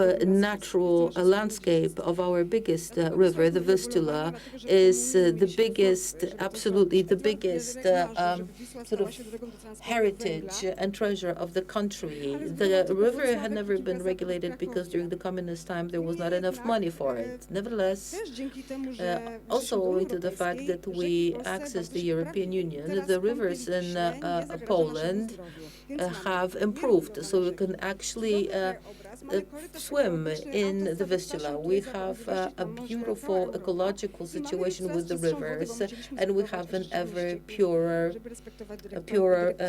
waters. But we also got money for the anti-flooding activities, which are being spent in a catastrophic manner. Over the past 5 years, Poland thus regulated tens of thousands of riverbanks, just laying out concrete along the river banks. And 2 years ago, the Polish government unanimously voted for Poland's accession to the E24 water track or water trail, despite the fact that the waters in Vistula are very shallow, and it's absolutely impossible to link the Baltic with the Black Sea. Hopefully it'll never happen because we'll never have the money, but some things will definitely, some things are going to be made in order to facilitate this objective. For example, the Enea electrical power plant is sponsoring this, as a result of which a coalition was made. Let's save the rivers. Look us up and do join us. 40 different environmental organizations have decided to join in. We, as the Polish mothers, decided that if all the hydrologists, ichthyologists, and experts speak in difficult language about the rivers, we're just going to say that we need drinking water, we have the right to beauty, the right to landscape, and the possibility to relax by the rivers. So that's why we've joined. And when I was thinking of the happening, I came across this particular sculpture. It's a Vistula and her sisters, the left and her right estuaries. And so what I think we should do is that it is the rivers who should come to help her king, her queen. And together with Ania Krajewska, we began working with our neighbors and friends for them to choose their own beloved river. And it turned out that rivers love to be rivers. Only that for the first time, it was only for the first time that they learned about how these rivers are being destroyed. In Krakow, 104 rivers came, also Euphrates. So most of the women actually came to Vistula and for the first time learned about the fact that rivers are in danger, and we sang a song together that we made especially for this occasion. This was Świeżewo Dam. Then in Ciechocinek, in Toruń, only a television Trwam showed us manipulating our message. Our message is not interesting for the media.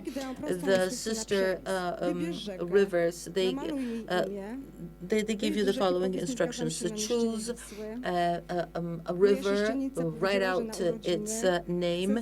My little niece said that they also want to participate.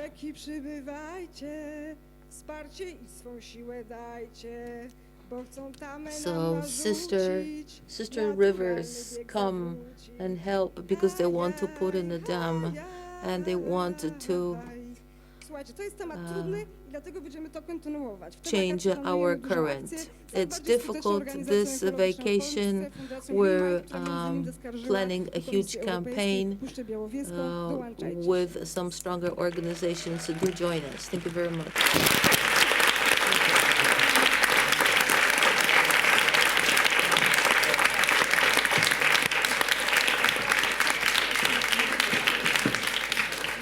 Dziękuję, Cecylio. To kolejny... Thank you very much, Cecilia. This was another effect, another impact that artists have on everyday life when they represent non-human entities like rivers. Natalia Romik is a curator, a researcher, artist who works with exhibitions to restore memory and historical truth. She creates programs around the Jewish legacy, the Jewish heritage in Poland, the Shtetl archive. So, Natalia, good evening and welcome. I wanted to begin with a brief definition of what I've been doing for now 11 years now. What is a shtetl? Yesterday and today. This is Samuel Kasov's definition. Shtetl is a pre-World War II town populated with a Jewish population that often was more than 80%, often 20, sometimes 50%. This population that differed from their neighbors with language, because they spoke Yiddish in terms of culture and also their religion. And here I've indicated more or less where we can find the rests, we can find the remnants of this architecture, what's left over after the Holocaust. This was my first map where I marked all the places I wanted to visit and all the mikvahs and all the mikvot and the synagogues. This was wishful thinking. I visited at best 60 of them.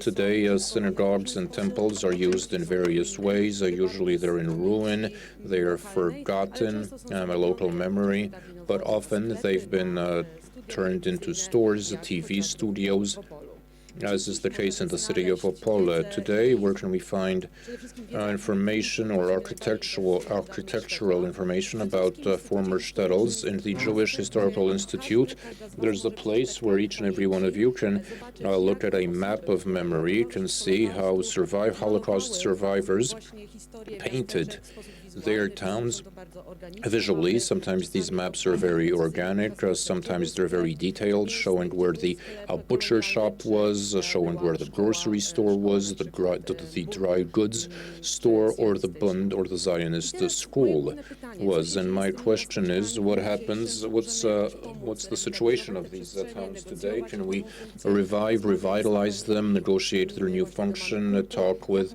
cultural centers? How can these places be negotiated?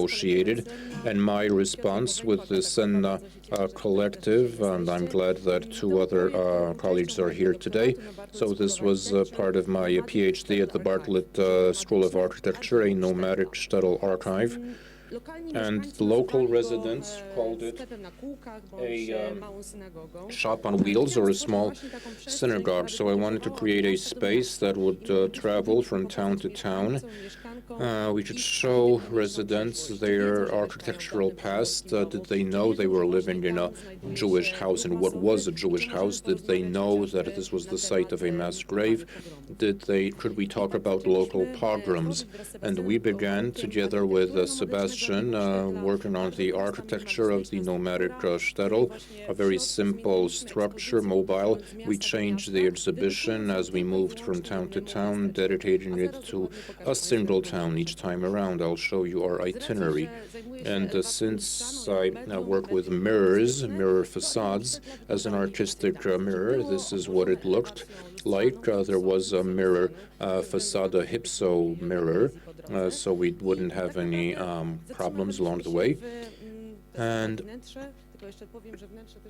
mirror exterior, there was also an interior. We had a power source, we had lighting in case the city didn't agree to hook us up to the power when we set up camp on the market square.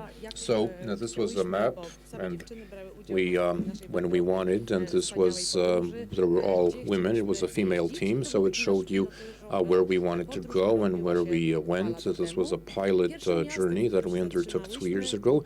The first town was Kotsk, a town that before the war was over 50% Jewish.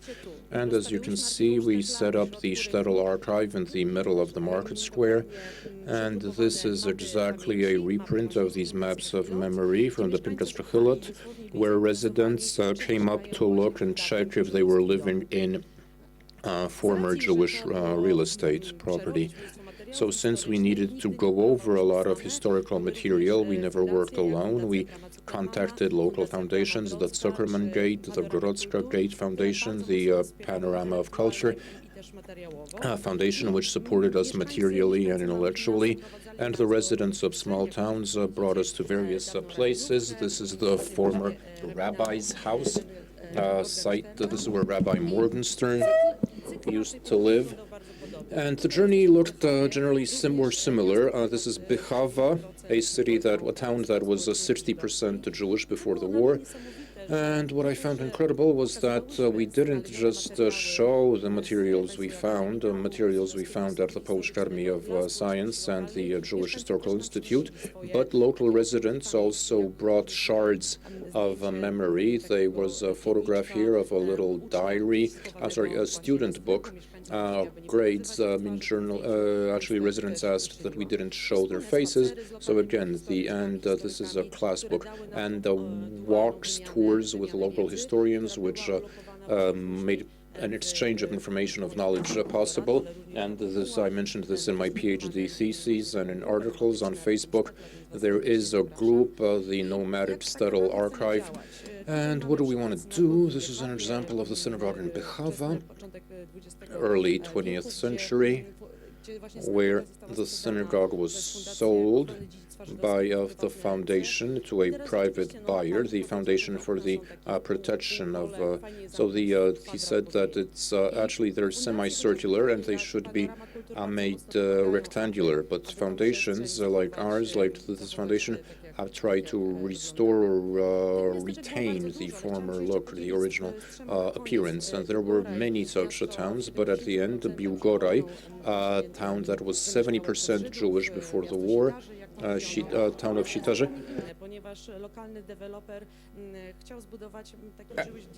And somebody wanted to set up a Jewish Disneyland there, a little town with the synagogue in the middle. We know that the synagogue was never in the center of a town. It was somewhere off to the side, and they built a closed, gated community where you could live in a shtetl.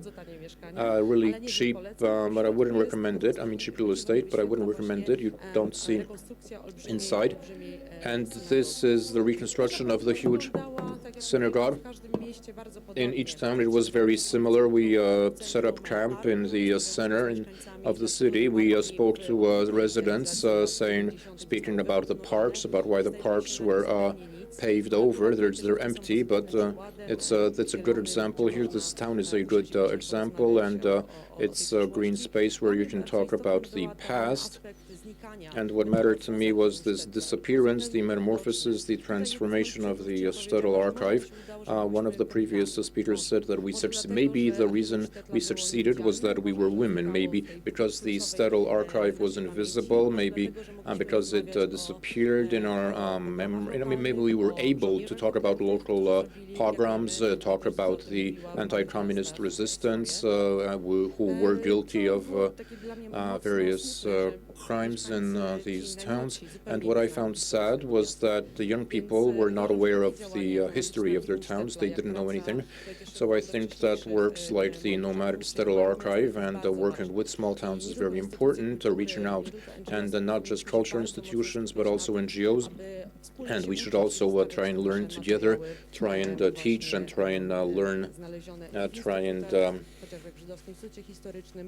disseminate what we come across in the Jewish Historical Institute or other sources. We should share the fruits of our research. And now the last town, this is how the archive changed, depending on weather conditions, and not only. I mean, it was important for me in terms of design, but one of the last towns, Tyszowce, here the residents for the first time could take a walk and to the site of the synagogue, because only Israeli groups can access that site. And Wojsławice, a town in which we'll stay longer as the Senna Collective. We want to help revitalize the synagogue. We want to help transform it into a culture center and not a private business or some private thing. These are debates by citizens, discussions, civic centers, talking about identity, and also they let us take a look at photographs. So I'm out of time now, but join us for the next Nomadic Shtetl archive. Join us on this journey, and I hope that I'll be working on this archive until I retire.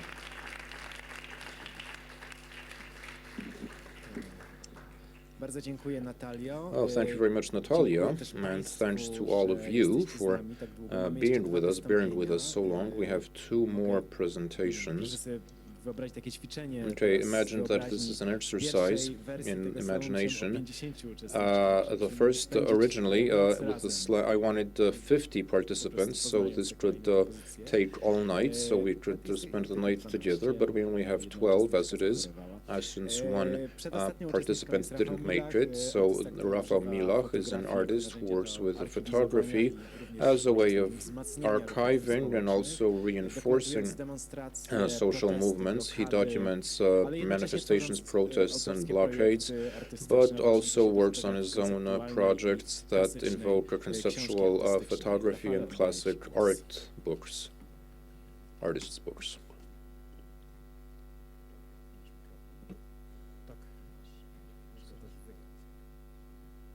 Nie wiem, czy jestem w stanie zgrać przeklikiwanie tutaj. Tak, mównica ma konkretną konstrukcję, więc wykorzystajmy to. Let's use the lectern as it was designed. So above all, I want to congratulate you on all the initiatives that the preceding speakers presented. Thanks for the very charismatic interventions and the initiatives that are very impressive, and congratulations on that, and I hope that you will keep it up, you'll persist. I think that what I'll be showing you is a little more modest, because even though I am in a collective, I'll present individual pieces and individual work that hopefully will spread out, spill over, to get to the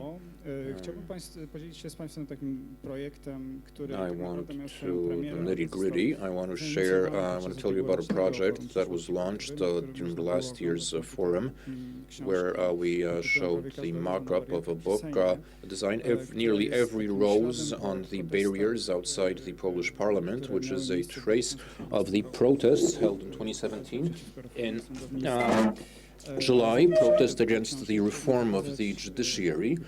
But before I move on to that book, I want to show you a couple of photographs and the background that led to the that led to this book, and what you're seeing here on these slides, is an archive of public protest that's ever growing, a growing archive of public protests, protests organized by radical nationalists, as well as anti-government protests. And here I've selected on purpose a group of photographs that represents protests organized by radical nationalists, the March of the Independence March, and the previous photograph, this is the blockade, the picket against Teatr Powszechny by the national radicalists, the Independence March, the monthly Smolensk, the all Polish youth walking through Warsaw, marching through Warsaw, and this is a growing, burgeoning archive that shows both sides, the left and the right, and which will shortly become available. You can download these photographs and use them for your own purposes on Creative Commons license, and I'll keep you posted. And so the photographs I've shown you, I selected a segment, an excerpt from this archive, because the book I want to tell you more about, nearly every rose on the barriers outside Parliament, the book offsets these events that we could see, and it's interesting. It's an interesting situation that we have here, because I'm talking about a specific installation that was outside of Polish Parliament, and we're in a reconstruction or a take on the Polish Parliament, on its interior. That is, this set is, so the book as an object is a reconstruction of the police fence that was set up during the July protests, and on the one hand we see visual reproductions of this fence and traces left by demonstrators. On the other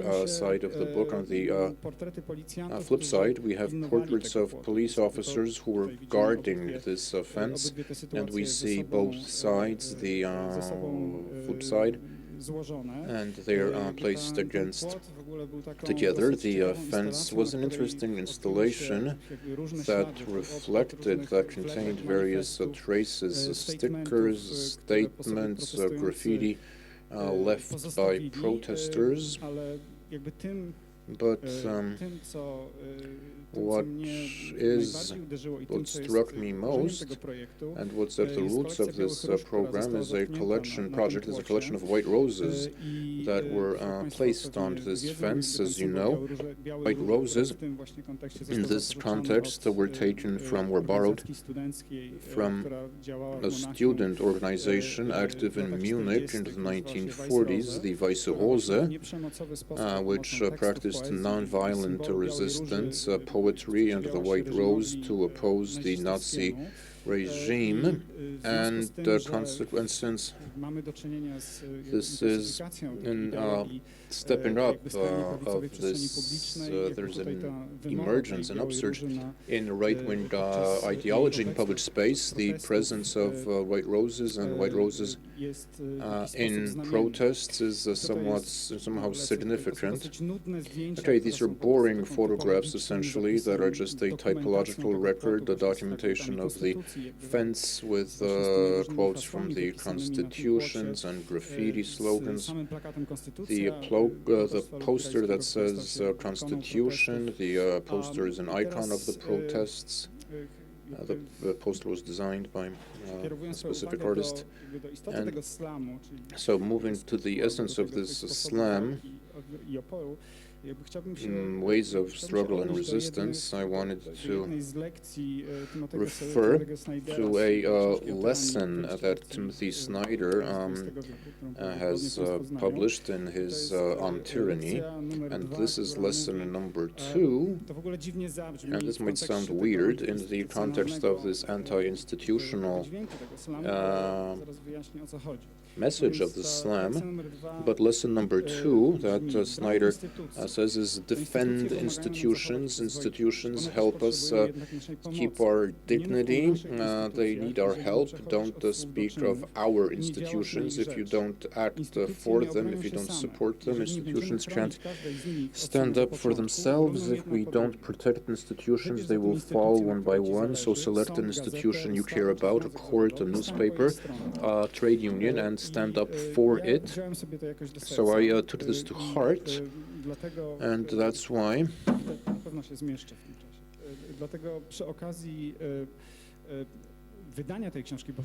So the book was published on the anniversary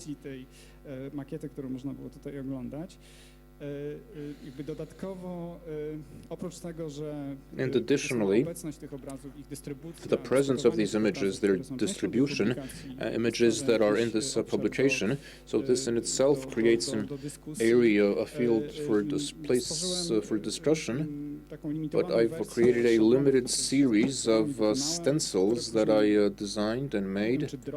I don't know, that I sold and I was able to get over like 15,000 zlotys, and this collection is, I think, ending today, because all the copies, as far as I know, have been sold, and all the proceeds will be given to 2 or 3 organizations that are fighting fascism, xenophobia, and discrimination.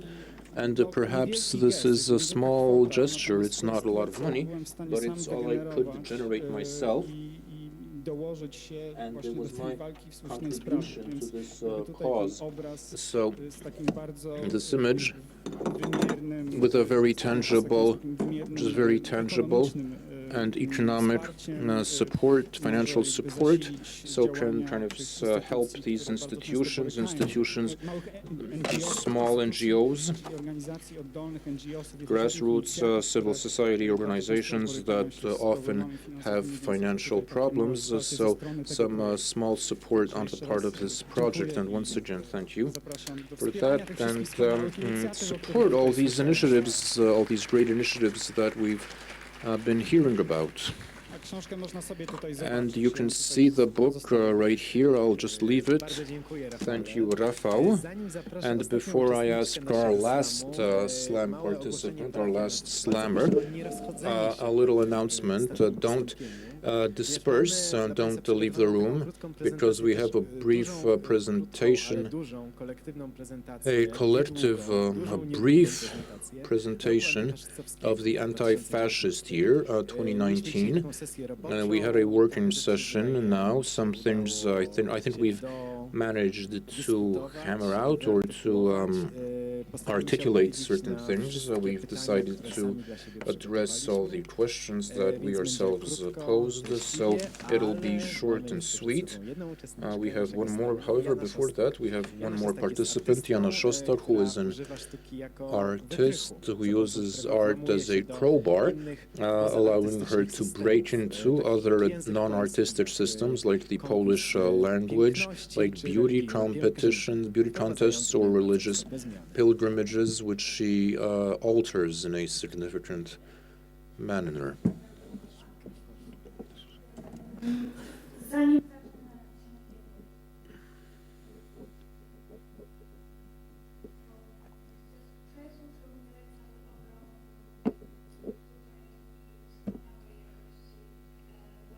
This isn't exactly working. My heart goes out to you. I was very impressed by your presentations, and as the last speaker, it behooves me. Hello, my name is Jana Szostak. I am an artist from Belarus. I use feminitives. I lost weight to use the genotype of my parents to hack them in a positive way, and this is what my film is about. A film I made together with my impresario and director. A film that was supposed to be screened, to be on During this presentation, there will be a clip showing what we've managed to do. Take part in the finale of the beauty contest and Miss Polonia Wielkopolska, wedding dress with Mr. J, and another performance that you'll see. You can watch it when I'm talking. So I took to heart the request of our moderator, and I tried to say what, how, and for whom. I have the first question is what?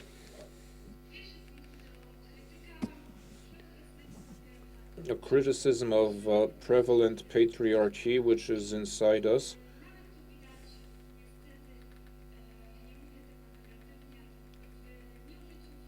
It's not about the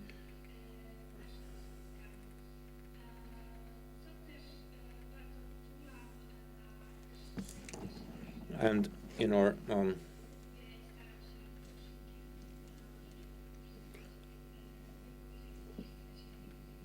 I'm trying to use the feminotype in all my statements. The second is my desire to use a 5-minute live transmission during Miss Polonia competition with an audience of several million.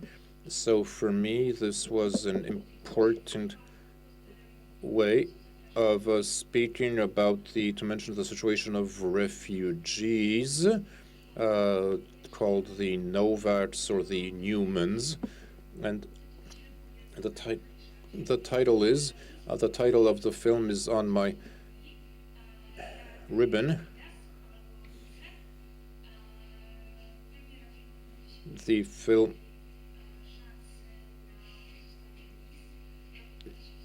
will premiere in 2020, which is the last year in which I have a chance of being chosen Miss Polonia, and I hope that on the centenary in 2021, which is the centennial of the Miss Polonia competition, I'll be able to shut them down. And another to say how. So I lost weight to take advantage of my parents' genotype, and I'm taking part in auditions. I'm all over the country. Sometimes I give my the address I give is as my home residence, as my domicile is the gallery I work with. The second thing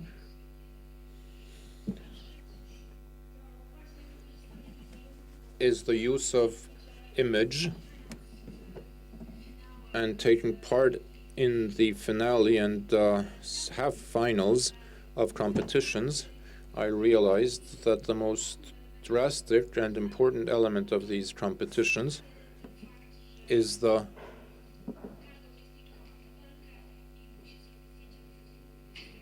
every participant needs to put up a photograph on Facebook with all her sponsors to show that she's active on social media, that she's dedicated. So actually it's kind of free endorsement. And thanks to my image, I wanted to have art mentioned in the Miss Polonia competition, because which is why I started engaged in cooperation at various levels, and you're all invited to take part. If there are any representatives of the dairy in Wielkopolska, then please get in touch with me, because I'd love to be the face of your company. And to say how the Mr. Gay 2017 competition, you saw him a few minutes ago as a finalist from this region. They asked me if I had a boyfriend. I didn't have a boyfriend at the time. I said, of course I do, yes. But why do you want to know?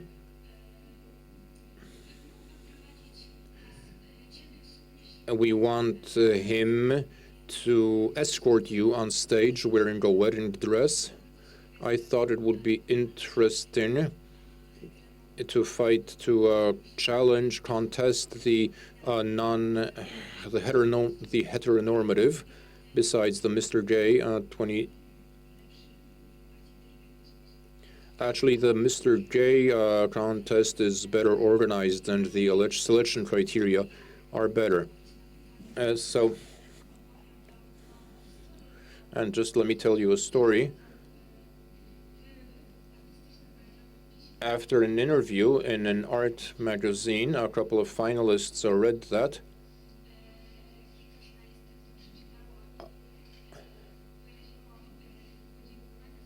And thanked me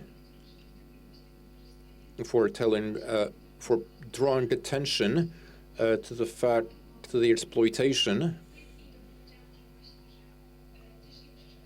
And they said that they were unhappy about how it was. They all spoke about how important it was to eat healthy, but they fed us pizza and shawarma. So I managed to get in touch with girls, and now we're moving to the third part. The participants of beauty, the contestants. I'm also doing this in art circles, because if you go beyond the art world,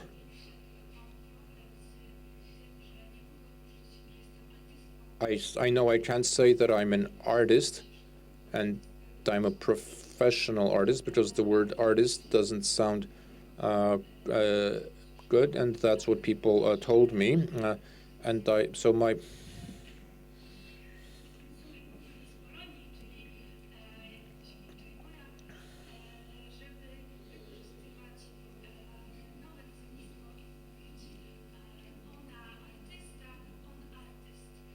So I suggest that artystka sounds like the Polish word for female artist, sounds like the diminutive of artist. So we suggested that we change the vocabulary, the terminology, and the male artists in Poland would be called artyst, while female artist would be artysta, which is the word used to refer to artists generally.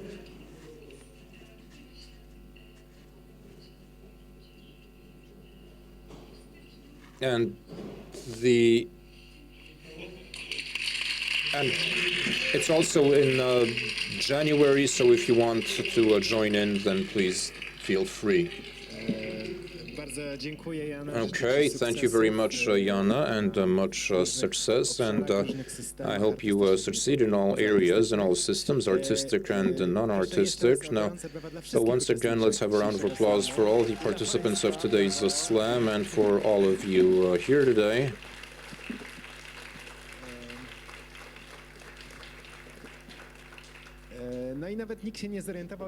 And nobody noticed that this is the next segment where will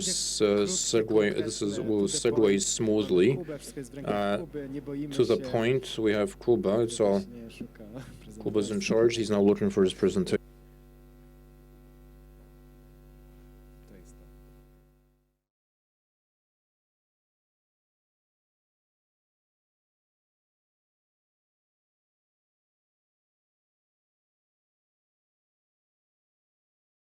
questions, short answers. I'm sure you can't wait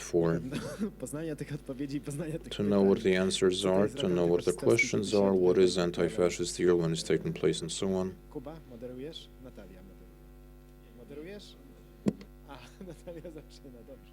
No dobrze, to proszę Państwa, żeby tą prezentację, tą prezentację już można puścić właściwie. You can run the presentation now, it's up on the screen. Ona już jest na... Świetnie. Dobrze, proszę Państwa, ta prezentacja jest prezentacją kolektywną. This is a collective presentation.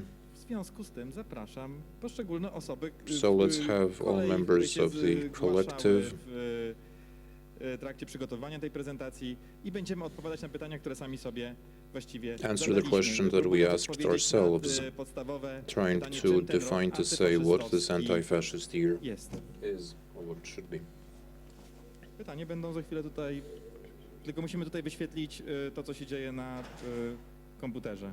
Ja bym bardzo prosił.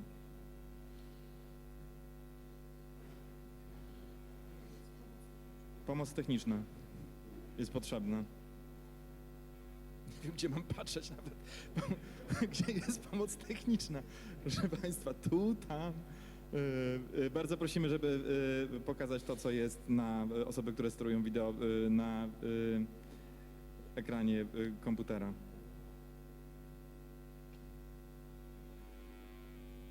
Tego komputera.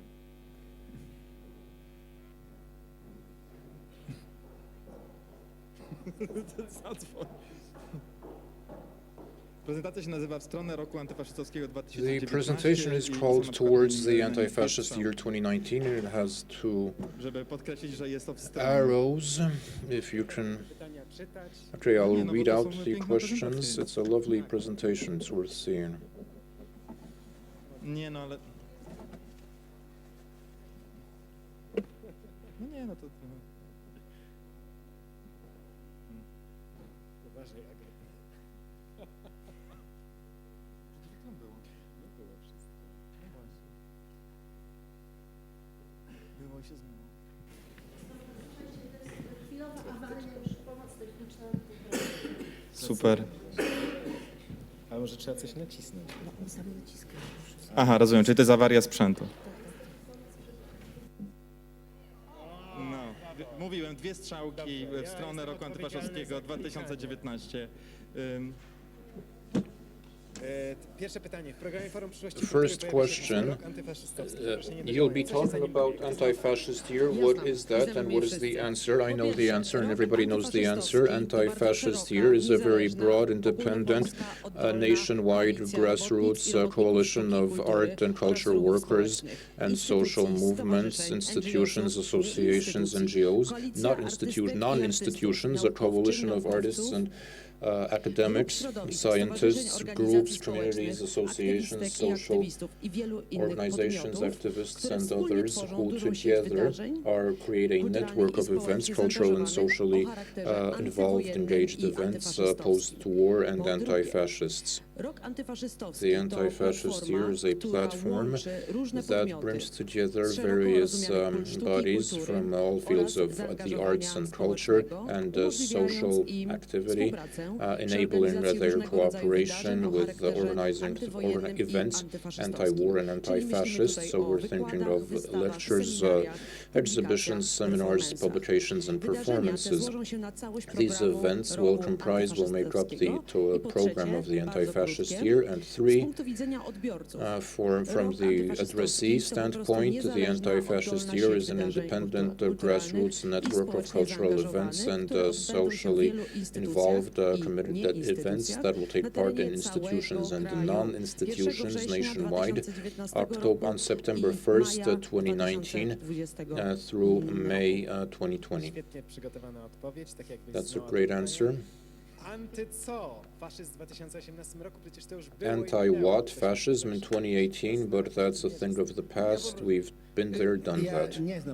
I don't know the answer to the question, but that's why the question will be something we'll be looking at in this project, because appearances to the contrary, it's not that we know what fascism is. We know what fascism was back in the day, but even we don't know that, we don't know even that. So we'll try and understand, and in order for this understanding somehow to take us towards a better understanding of the present. And since I'm being old, I'm responsible for historical issues here. I want to say that Polish people need pride, pride they'd been stripped of. We all know that in Poland things went badly during that war, which began in 1939, and it's no coincidence that we're celebrating this anniversary. But Poland was in a coalition, in an anti-fascist coalition, an anti-Nazi coalition. It was in this coalition from day one. The government in exile and the communist government were also in the anti-communist, anti-fascist coalition, and nobody called that into question. Now, when I hear about Polish history, I really can't tell what Poland was doing in that war. It was at war with two totalitarianisms, but there was no such war. So who are you? Does this event have an organizer? To follow up what Natalia said, we're a broad, independent, nationwide grassroots coalition of institutions, non-institutions, academics, artists, groups, communities, circles, social movements, activists, and more, who want together in 2019 and 2020 create a network of cultural events, activist and social events that are anti-fascist and anti-war. There is no single organizer. There will be many people involved from various walks and communities. You can join us. Feel free to join us. Where did the idea come from? What have you done so far? It began with an idea to organize an anti-fascist educational exhibition that was launched by art historians and artists from Krakow. I think Paweł is still with us, who were concerned because of the fascization, the growing influence of fascism. They wanted the National Museum to mount an exhibition on the criminal history of fascism. The museum was vague, but the idea, and non-committal, but this initiative, this idea gained a life of its own. As you can see here, the Krakow group with idea was taken up by the Consortium of Post-Artistic Practices, which is a consortium that no one's ever seen, but which exists. It's an interdisciplinary alliance of art workers working for women's rights, the environment, the Commonwealth. So at the Arsenal Gallery in Poznań, during the June workshops on revolutions, members of the consortium talked about the possibility of organizing a network of anti-fascist cultural and socially committed activities in 2019 to celebrate to commemorate the 80th anniversary of the beginning of World War II. And independently, a similar idea was put forward by directors of culture institutions who wrote institutions calling for the creation of a nationwide anti-war and anti-fascist program. Both groups met in October at the Museum of Modern Art in Warsaw at a two-day session, Art Workers Against Fascism, where they began working on organizing the anti-fascist year, of course, together with artists and activists. Currently, we are in getting our coalition, we're building our coalition, creating an agenda, and working on a website, 2019-2020. So which year is it? The anti-fascist year symbolically begins September 1st, 2019, on the 80th anniversary of the outbreak of World War II, but it will end equally symbolically on May 8, 2020, on the 75th anniversary of the end of World War II in Europe, but we're not sticking to that because events in the program also provides events taking place before September 1st, 2019 and after May 8th, 2020. Wrzesień 2019, maj 2020. September 2019 are these World War II anniversaries? The answer is no. That's the short answer. The longer answer is that looking at the official celebrations of independence, of Poland's regaining independence 100 years ago, we tend to rather favor street parties organized by anti-fascist coalitions than an official march. That's the way we tend to see it, and so actually no, and it's not going to coincide strictly with the anniversaries. If things are so bad, why art? Well, first of all, not just art. The anti-fascist year can include all sorts of events, not just cultural events. So you can have exhibitions, performances, theater pieces, film premieres, but also lectures, discussions, conversations, talks, debates, marches, pickets, events or protests, parties and protests. Second, why art, anti-fascism in the visual art, in theater and in music has its long and proud history. Artists have often joined forces with activists to face fascism and the fascist threat. We directly see this. There is a group of art historians and researchers studying the history of anti-fascism and the visual arts, which will become an encyclopedia, an encyclopedia of anti-fascism, which will be, and social movements, which will be on the Anti-Fascist Year website. And third of all, I think we'll all agree that given the present situation in Poland, such an alliance is necessary. Most people working in culture feel concerned by the spreading, growing fascization of the rise of fascism in Poland and around the world, and it's time we spoke as one. So now you can say what with the initiatives. Of course, we know that it's not that anti-fascism activities were not carried out prior to this wonderful initiative of the anti-fascist year. On the contrary, all existing anti-fascist initiatives from all over the country are invited to join us and take part in the anti-fascist movement. We have the utmost respect for all individuals, groups, associations, and milieus which are every day in Poland at various levels fighting against fascism. We want to get in touch with them. We want to network in this platform, and we want to support. We want to support and we want to join them in developing a shared program and a language that would allow us to talk about this project and about anti-fascism.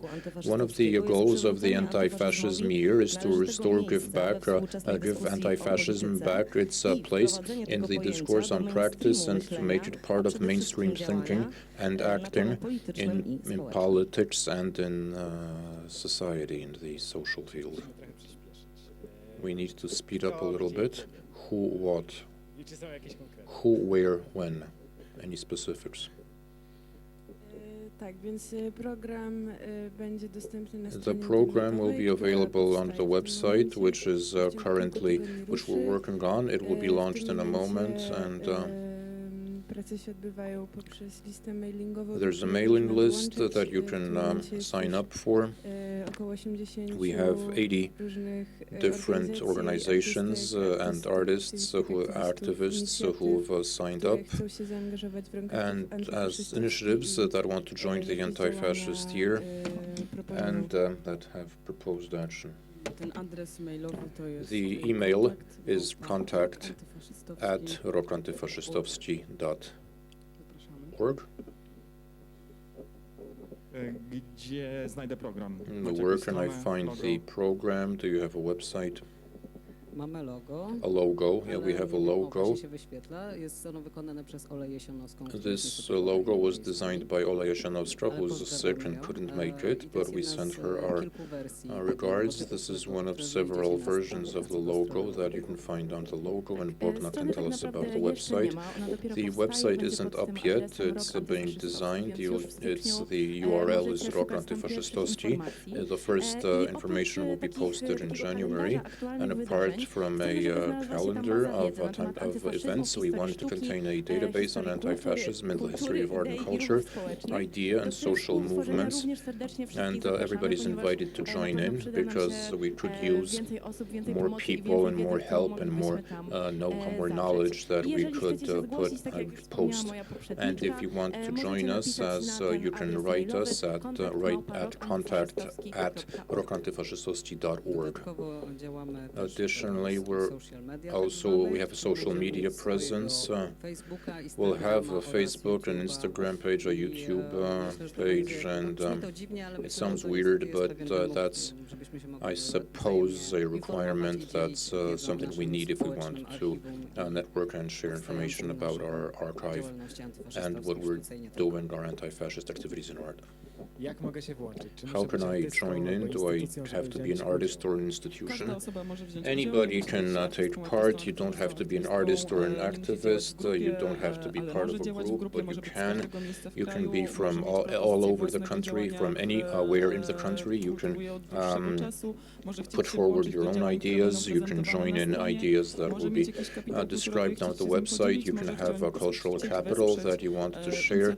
You can support an initiative that already exists that will be mapped on the website. You can also want to be placed in touch, put in touch with people who are in their region or activists, and generally it'll be a platform that'll be available online, contact@rokantyfaszystości.org.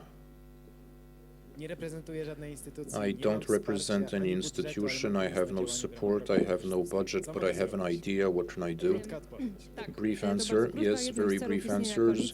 I'll answer. One of the ideas of the coalition is to bring together artists, activists, researchers, naturalists who have an idea for projects, to connecting them with institutions that can provide the budget, space, or infrastructural resources. We also want to bring together various fields and various understandings of fascism. Next meeting, when? Lily